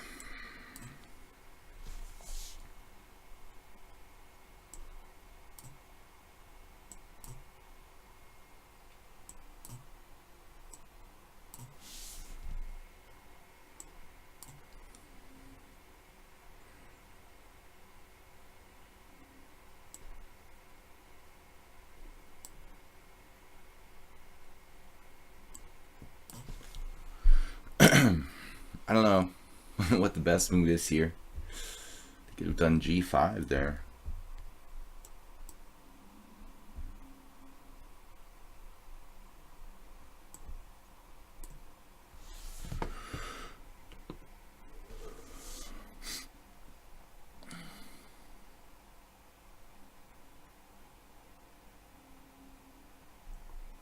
And it's probably a winning rook ending for white now.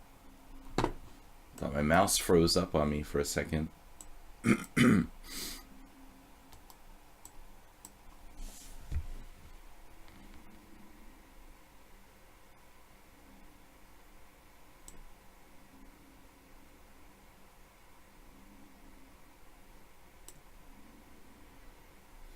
Is there some sort of self-made here?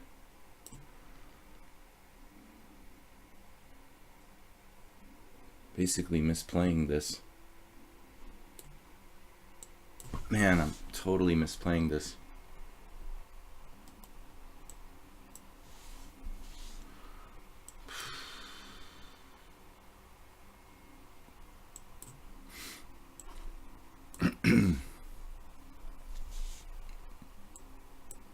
Oh, I'm in check. Jeez.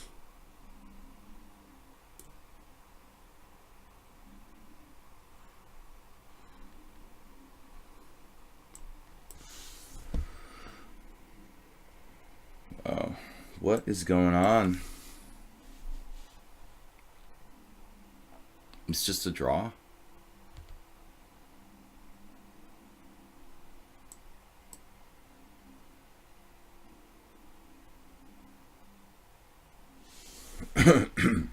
Not so easy.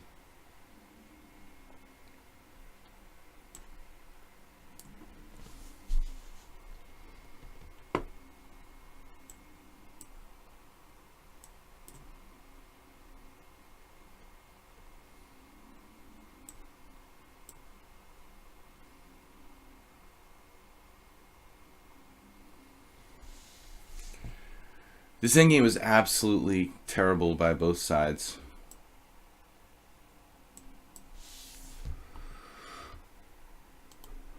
Especially by me, though. I feel like it was worse. My technique was worse. We have to have a contest. It was pretty embarrassing. He should have been dead when we went into the rook ending, and it was probably a draw at some point, but time pressure will do that to you. Alright, Camel Culture, thanks for the game. I'm going to play World Loser, and then I'll play Nicola Chess and Blar Twitch. World Loser is a subscriber, or at least he was a moderator. The same thing as a subscriber in my mind. Okay, World Loser, you may still be a subscriber, I don't know. But d4, knight f6. He allowed, yeah, he had g5 before, man. I thought that was really good. Nimzo Indian. We haven't had, I'm supposed to be playing unusual openings. Alright, play queen c2, World Loser. I wanted to play b5, this weird gambit idea of Vita Lynch on queen c2. Damn. What can we do against queen b3 now?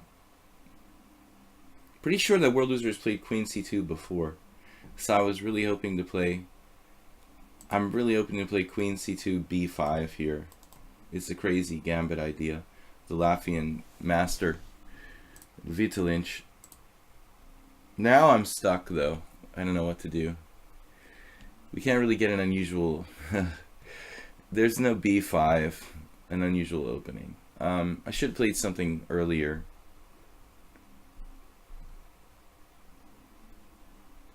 You just have to accept that sometimes I'm forced to make ordinary moves. Should have played something more extreme earlier on. I don't know, man. After queen b3, a5 is a move. There are many moves here. Don't tell me queen b3 is a mouse slip. I don't think it's a mouse slip. I think it's a known line. Wait a second.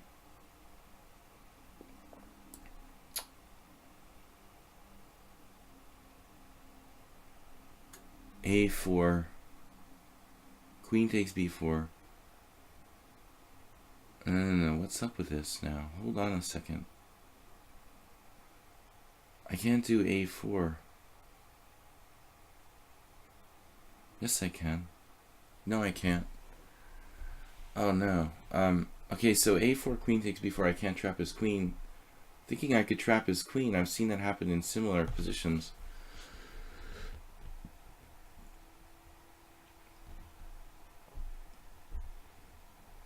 The problem is he has queen takes b4, knight c6, queen c5, rook a5, knight b5. And I'm down a piece. I mean, taking is fine.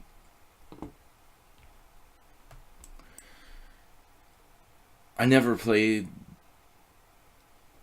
this position in my life, probably. It looks pretty standard, though. A5 is not a bad move for black to play, anyway. Yeah, queen b3 is a move. I don't know why. I've never faced it in a tournament game.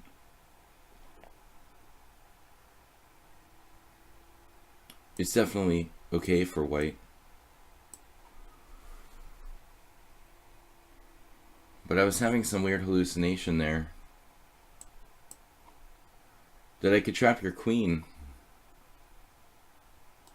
I'm not sure if it's good for him to allow a4 or not.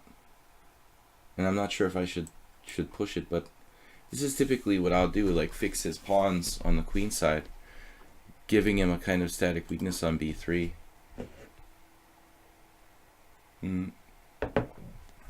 World Loser plays fast.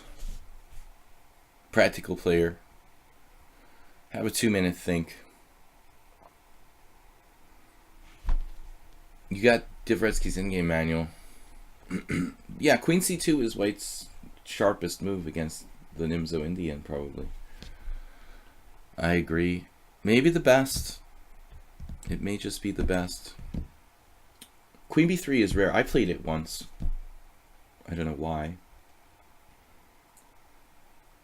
Just randomly in a game I lost. I do that a lot, playing random stuff. So we've got a little problem with coordination of my pieces. I need to find places for all my guys, but both my knight and my bishop kind of want the same square there on d7. We're gonna hear the people like, why aren't you castling? Why aren't you castling here? You know, I don't know where to castle. Maybe I'll castle queenside. I mean, I might be castling into an attack if I castle on the king side. Even h5 is interesting.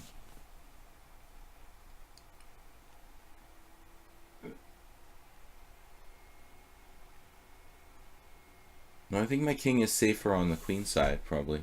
Or just hanging out in the center and wait and see what happens. Queen b8 does seem weird.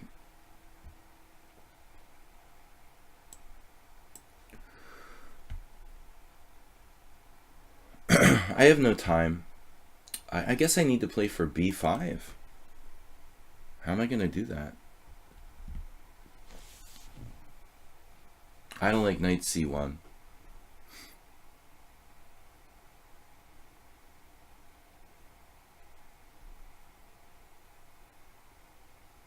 Knight h5 is interesting.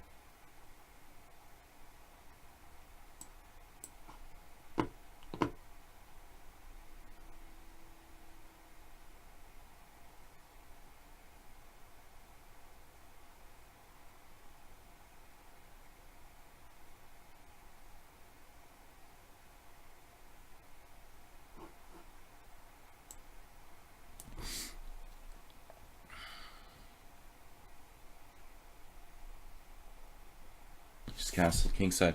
Okay, so now f5. I'll probably end up dropping a piece if I try to do that right away.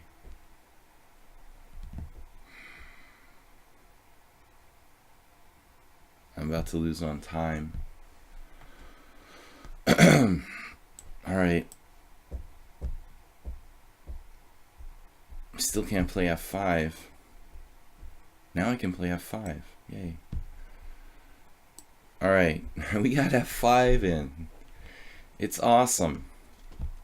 We have a plan. Like, we have an actual something to do.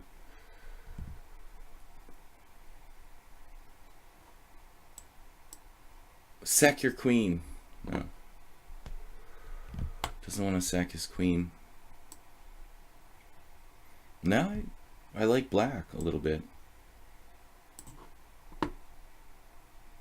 I am tied down to that a4 pawn though.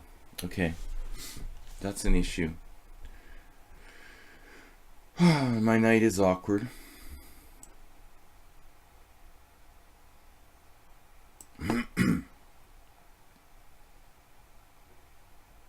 Yeah, I'm out of here. No, I had no intention of remaining on that square.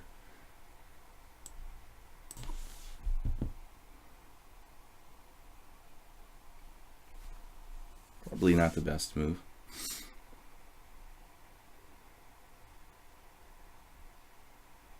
Black should be okay. Maybe I'm not better, but hopefully I'm not worse.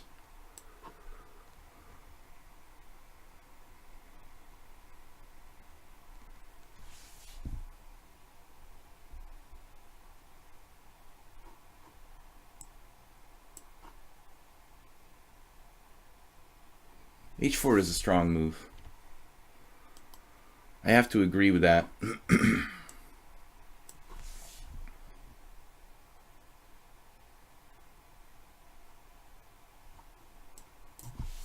We get our knight to f5 before it's before he plays g4. Why didn't I play knight d4 there? I still have it.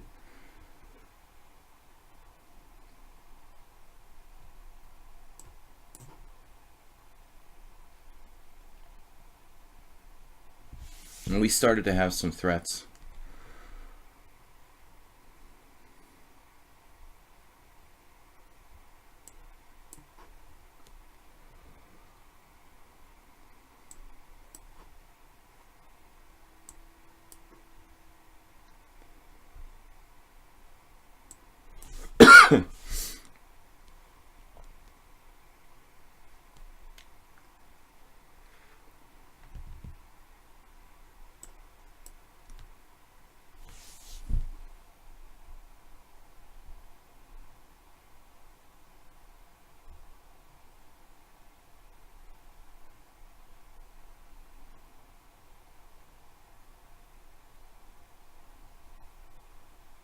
Whoa. Our loser just blundered. Like, he wanted to play bishop takes c5 and then f4.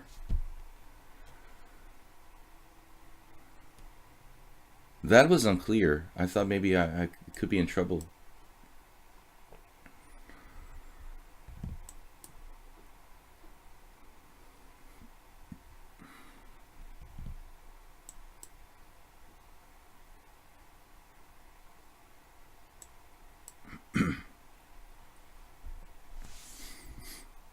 We'll give him that pawn back.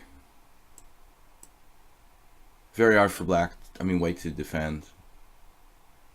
He found a way. There's got to be a way in. If nothing else, I'll play like h5.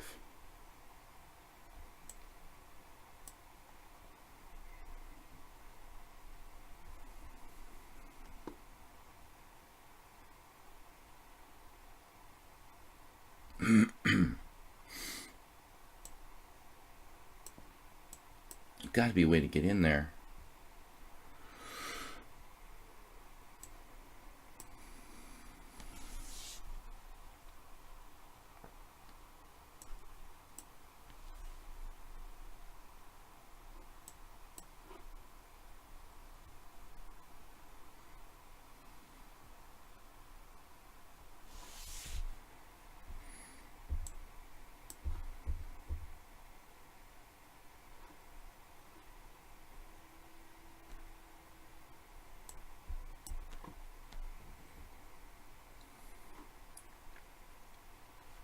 not a lot of time to make the best moves. Wow. All right.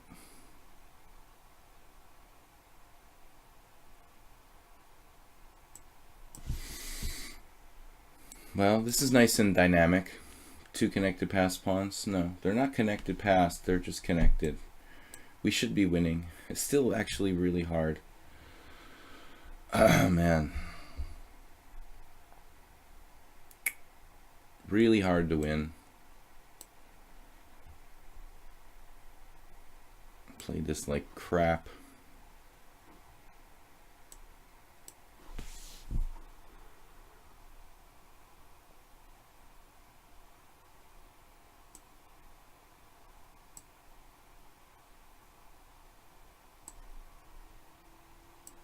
We get enough time to think for a few seconds here and there.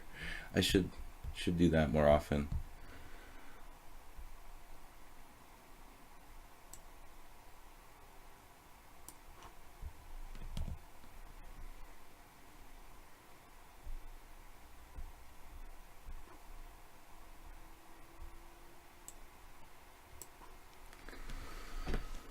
Okay, another one of these games.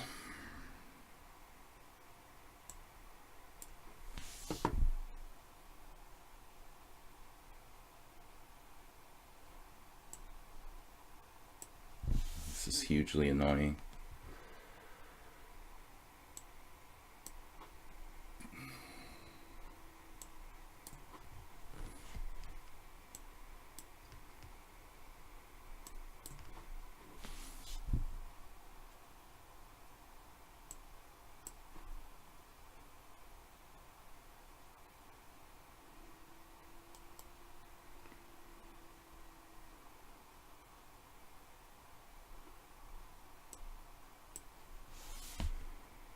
There's got to be a way to win this.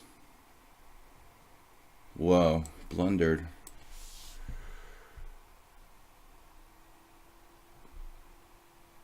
Funny that World Loser's blundering with more time. That's what I was saying earlier. That's the secret to being a master, just not like making one move mistakes. That seems like the only thing that I'm good at. All right.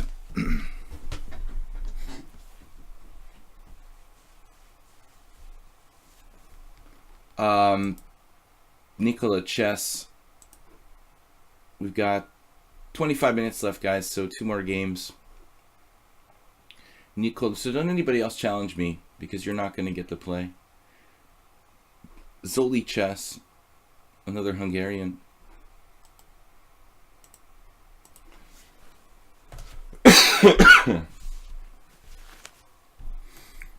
Resign. All right. I said unusual openings, and I'm forgetting to do that in some games. Let's play c5. This is an early Benoni. I mean, it can lead to different kinds of Benoni depending on what happens next. You can play Franco Benoni with e6. Play e5 here. I don't know what that's called. I mean, it's similar to the Czech Benoni, but it's without knight f6 and c4 being in. You could play g6. I'm going to play this. A favorite of my friend Emil Salanci.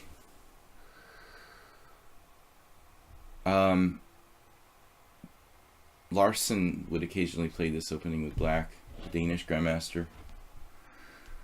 However, now, you know, we're going to be transposing into a normal modern Benoni or something else. You could play a Blumenfeld after b5, knight f3, b5. This is modern Benoni. Let's try something different, though.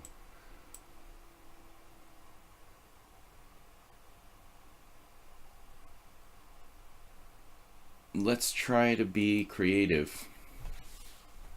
Oh, I took the knight. Come on now. God, knight takes. I wanted to play the snake Benoni for black with like c takes d, bishop d6, and he does knight takes. Okay, knight takes is just giving black equality, but it's actually hard for... It's kind of hard for black, I would say, to play for a win against this move.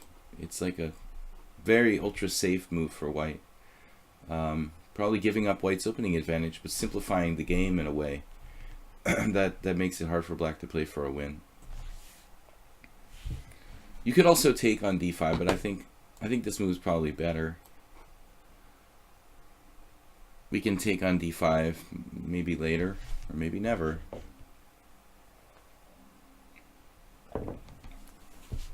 With a little more development, yeah, I think taking on d5 would be quite good.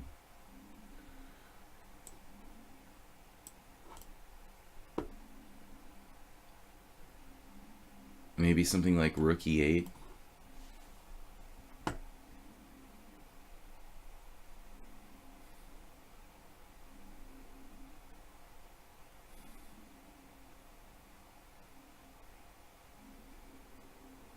White's still not developing his king side.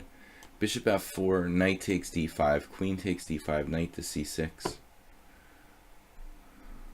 I didn't actually expect this move, but it may not be that bad for white. Knight takes d5.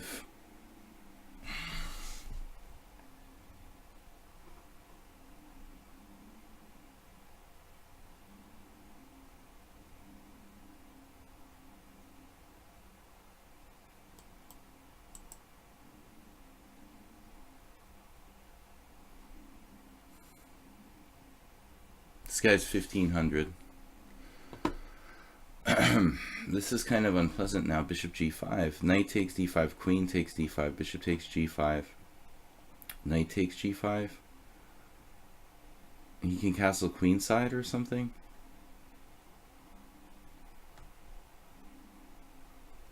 If I play knight c6, maybe knight takes e7 is actually not bad for white. Maybe just d6.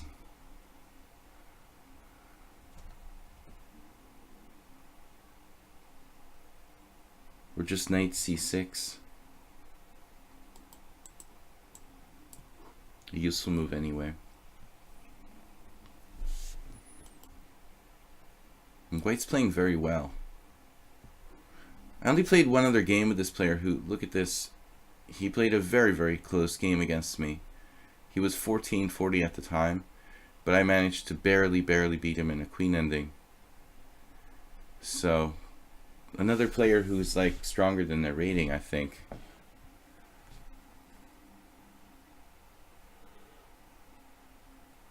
Franco Benoni, e3.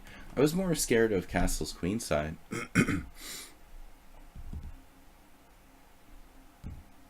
d6.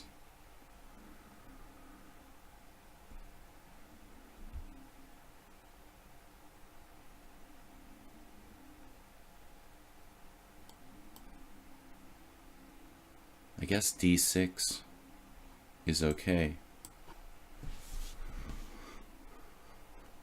Bishop takes e7, queen takes, and I can defend the d6 pawn. If he plays something like rook d1, I can play bishop e6. Or not. Maybe not. No, rook d1, bishop takes g5. Yeah, I have bishop takes g5 sometimes. Also knight b4. If rook d1, knight b4, bishop takes e7, that's actually not that clear. Bishop takes g5, knight takes g5, knight b4. That looks good. Alright. Rook d1, bishop takes g5. If knight takes g5, knight b4. If queen takes g5, okay. It's just the position. Queenside castle with the similar ideas. But there's no knight b4 anymore.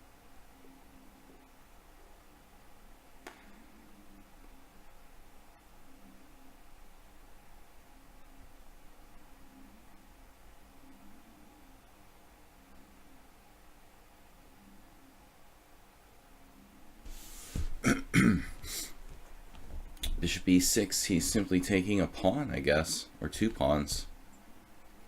Maybe a couple of pawns.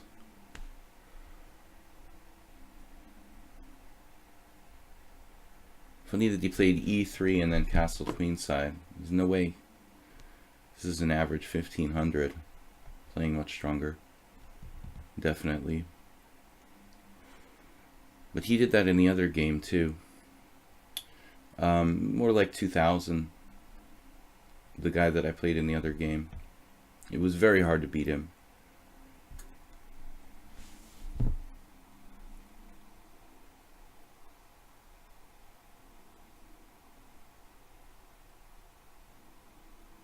I was thinking bishop takes g5. Right. I guess that's it. I have to do this.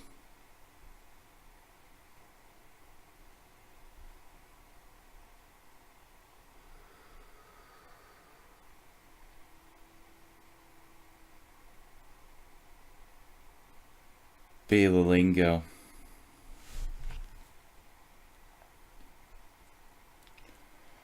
Bishop takes g5, and then if knight takes, I have knight to b4, which I forgot. I was talking about this earlier, but obviously that makes sense. Knight b4. He can't keep the knight on g5 protected. That's just winning a piece, no? See, that's some tactic I missed here. It's sometimes hard playing openings you don't normally play. I mean, I'm not used to playing the Benoni, so it takes me a while to find ideas that would be second nature to someone else. Why does it say rated in the top? Because it's rated. He's not supposed to challenge me to rated, but I didn't notice, Bob. Thank you, really not, Bob. Holy crap, it's rated. Then it's a good thing if I'm winning a piece here. My rating's already low enough. I don't need to like lose to a 1500. All right. No, I think he just overlooked it. This is the theme of the day. Like, the secret to being a master is not making simple mistakes. You know, you can get to 2200 just on that alone. Eliminate the blunders. I've gotten beyond that, at least. Now the more sophisticated part of the game I'm having trouble with, like very deep calculation, playing against other very strong players. I thought there were no takebacks, and I'm messing with the clock in rated games. Takebacks is optional. I think it's up to the players. If you have your setting on that, then it's allowed. Well, knight takes d5, knight takes d8. He's offering a take back. Dude, you want a take back? You can have a take back. What's your take back? I think you played the best move. There's probably no reason to make a take back here. Nicola Chess. Is he offering me a take back? I mean, I'm going to just take your knight. I was just thinking about it, you know, other options, but I can just take. You get 2 pawns for a piece. Wait, he's lost. Yeah, let's just take. You could also take on c5. I don't know if that makes any sense. Should I check and take another pawn? Yeah, probably. Greed is good. We need that extra pawn. No back rank mate. I've got bishop f5, which is totally winning. But there's also rook takes f2. That feels like we're getting a little too greedy, but probably the best move.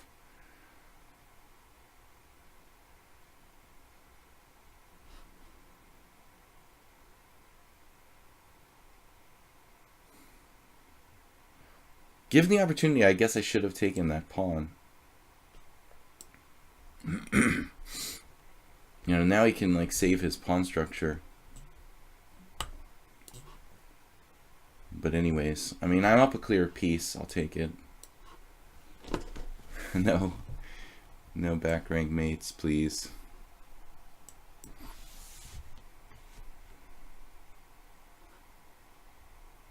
It is increment. Guys, we're going to play one more game after this, then I have to go. So I apologize to whoever is the last player that doesn't get to play today. I'm not sure that g5 was a good move, actually. We shall see.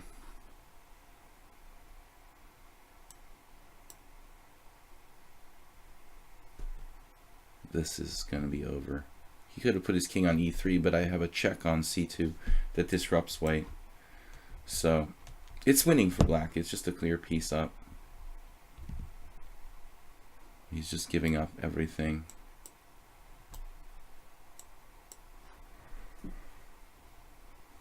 Probably better to take with the bishop there.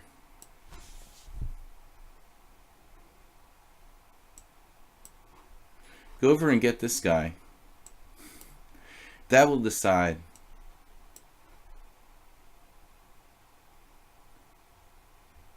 There's nothing he's going to do about that passed h-pawn.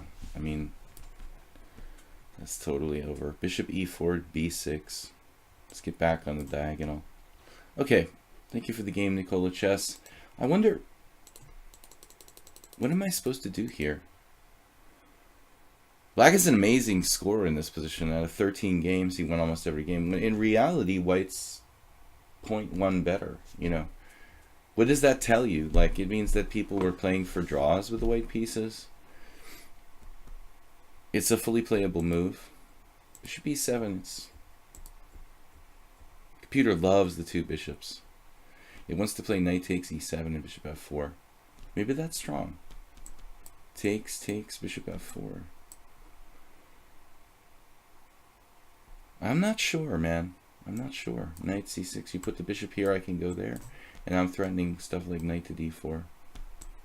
Okay, this is complicated enough for today. Blar Twitch, I'm going to play for the last game today. Unusual openings, a3. I played b3, f4. g6 is a frustrating move to the a3 player. We'll see if we can play in English. I don't want to play b4, bishop g7, rook a2 today. I can play English opening, or let's see what else. d4.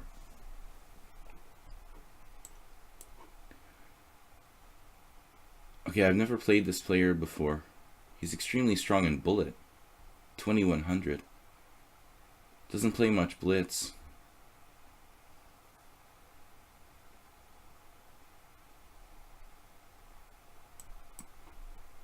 We're playing a kind of slow setup here for white. a3 is really not necessary. I'd rather have played b4, to be perfectly honest. We'll probably do that. We could also just play b3, but played c6 very quickly. It would be more combative to play for c5 there. He's playing a little too fast, I think. Okay, well, that's what bullet players do. They play fast. What about recapturing here? You could take either way. Okay, it's a bullet game, it looks like, unfortunately.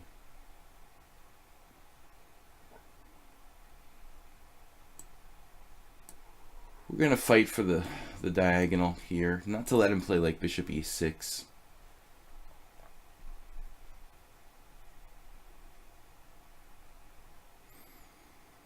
Bishop d3. Somewhat irritating idea.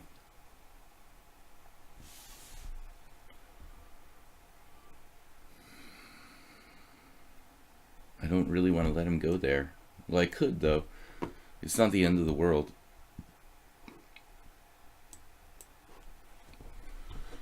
Yeah, maybe it's better than getting myself tangled up. Just let him do what he wants to do. Yeah, this is very straightforward. It's about equal here. I guess I like white a little bit better.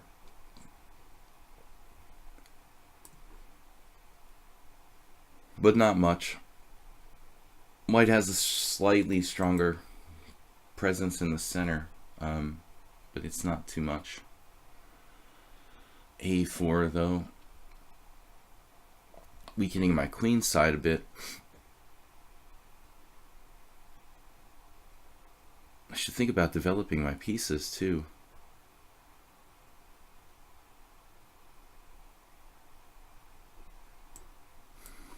undeveloping. Undevelopment. It's a passive reaction. E4. Sure, I like this.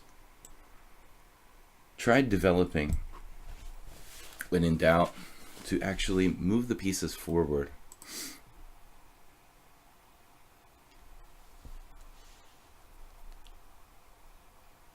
This is Blar Twitch, not to be confused, with the other Blars. Are there other Blars?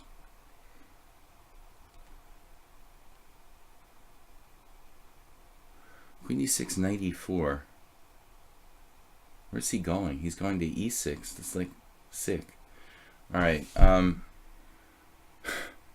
who does like queen d6, knight e4, queen e6? That's unbelievable. And also keeping an eye on d6. e4, bishop takes b3. I guess I should do e4.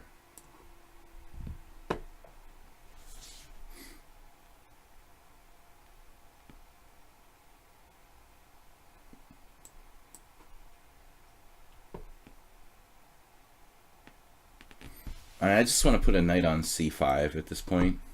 Keep him somewhat tied down.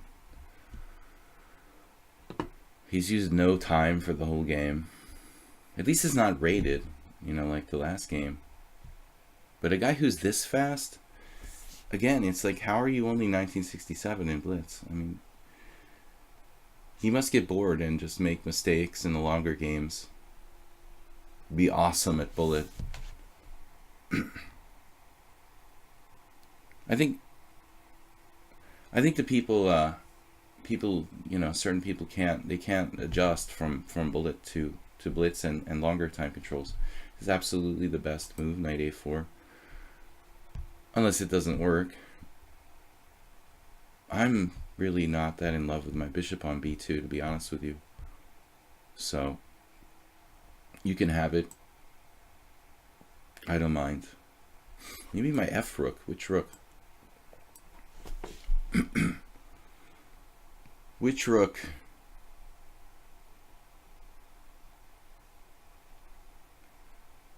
It's about equal. He's played exceptionally accurately. Grunfeld style. I think that objectively he can play more aggressively in the opening. a3 is pretty stupid. I'm basically playing like a Makaganov variation with the unnecessary move a3. Nanu, the Romanian GM, played this against me with white, but he didn't play a3. I mean, a3 is a loss of tempo. It's a move that we don't need to play. But I think that this guy's provocative. He doesn't move any pawns, he just moves pieces. Bishop there, though, that's kind of weird. Bishop back to c1 is a move, kicking him out. Is he trying to play f5? Is that what this is about?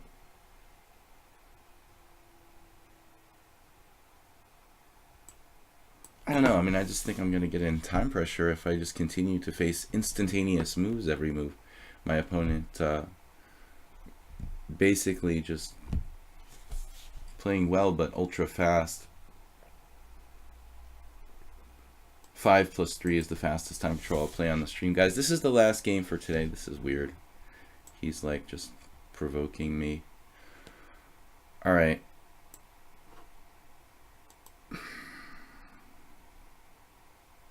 Knight on a4 is just hanging out there. Maybe I missed something. I don't know. This looks suspicious a little bit.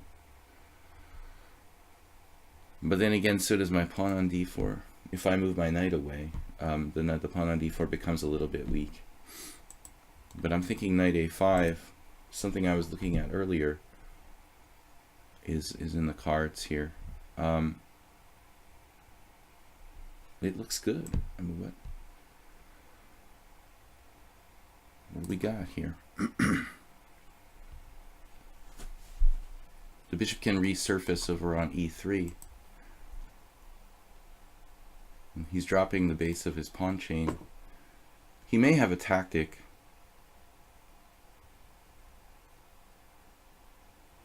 It looks like he does. have some answer. So I have to decide whether or not to actually take this pawn or not. Knight takes b7. There. Move away. Yeah, there. I guess I'm just better. Worst case scenario, I'll give the pawn back. Now, I did not expect this. I expected knight b6.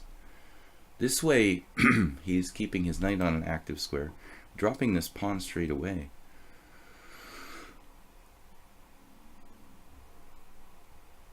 So my knight can go to a brutal square on c6.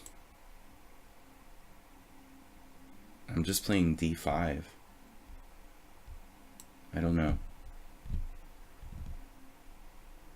I guess I could take with the queen. I mean, maybe that was even better. Maybe I'm an idiot.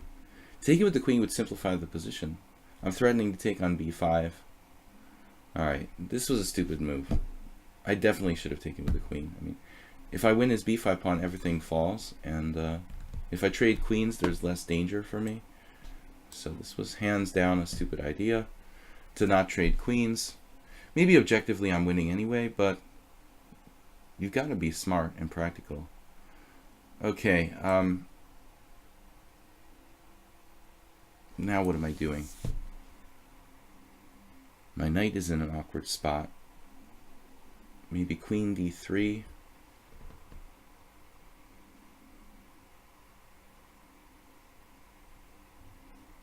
Okay, I really don't know what to do, to be perfectly honest.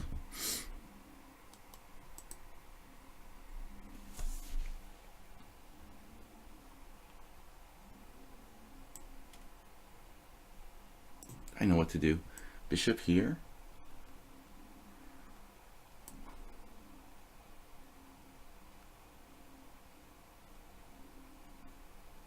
That thing was killing me. You know, the bishop on g7.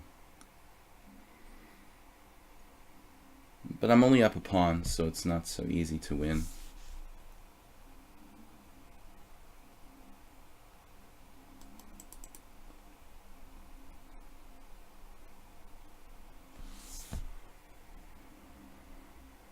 Objectively, like e5, he can play. F6 is horrible. Yeah, all right. Exchanging is not that bad.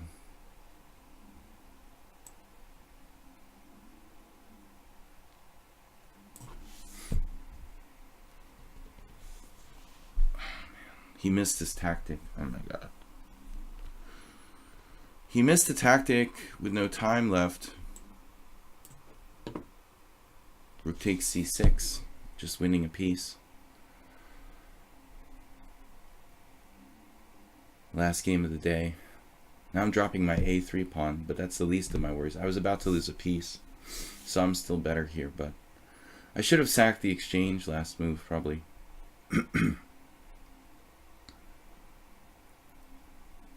I'm not even sure if he should take it, actually.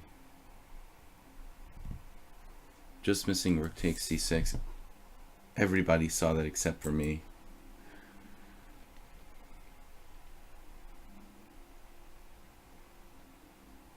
Alright, f6 is pretty weakening. Just make sure there's no back rank. If knight a3, I have queen a2. I'm not worried about that.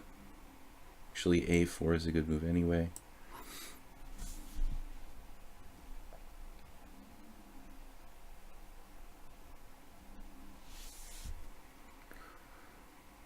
But probably sacrificing the exchange is a rational decision here.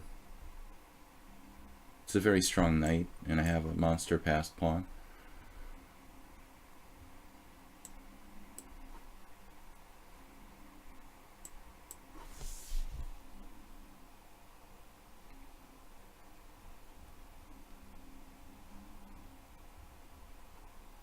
Let's try not to hang anything.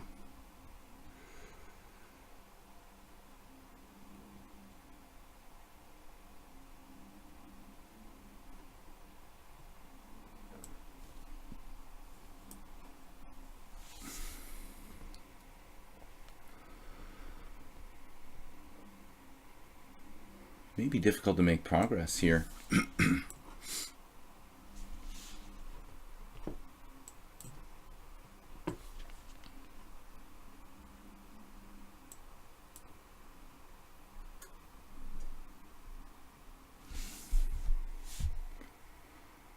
Wow.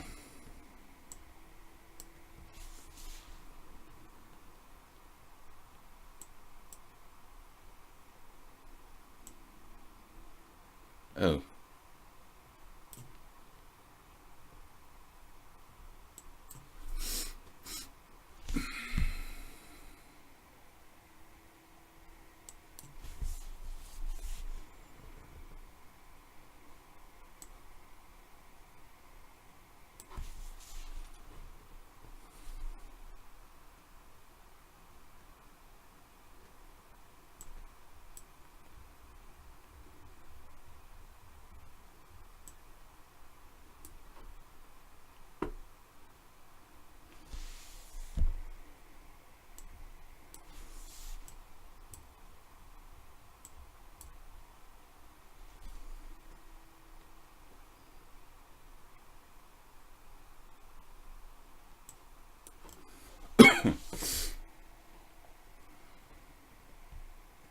All right, horrible game. Thank you.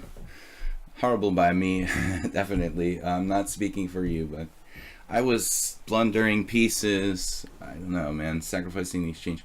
We played before with bar Twitch. I didn't remember that. All right. Yeah. Rook takes c6, just wins a piece. Anyway, we missed a lot of stuff, I'm sure, toward the end. So it was the last game of the stream. I got to go, guys. Thanks for watching. Thanks for playing. Thanks for subscribing. Nefidov and others who are subscribers here in the stream. Not too many subscribers here in the stream today. Last night we had a lot. Tomorrow night is my subscriber stream, Thursday. And 7 p.m. we're going to do like some game analysis and blitz. This was a lucky escape by me. Not really too well played, but A3 is kind of crap in this line for white. I will see you guys tomorrow. Again, thanks for watching. Thanks for subscribing. Check out my YouTube channel, Video Chess Training on YouTube. And I will see you 7 p.m. tomorrow night. Okay, Nefidov, I will see you on Friday then, or maybe Sunday night for the simul. There's a simul every week I do at 6:30 p.m. CET. I'm going to go drink some tea and hopefully get over this cold I have so I'm capable of speaking next time and not sounding like a horse. All right, guys. Later. Bye-bye.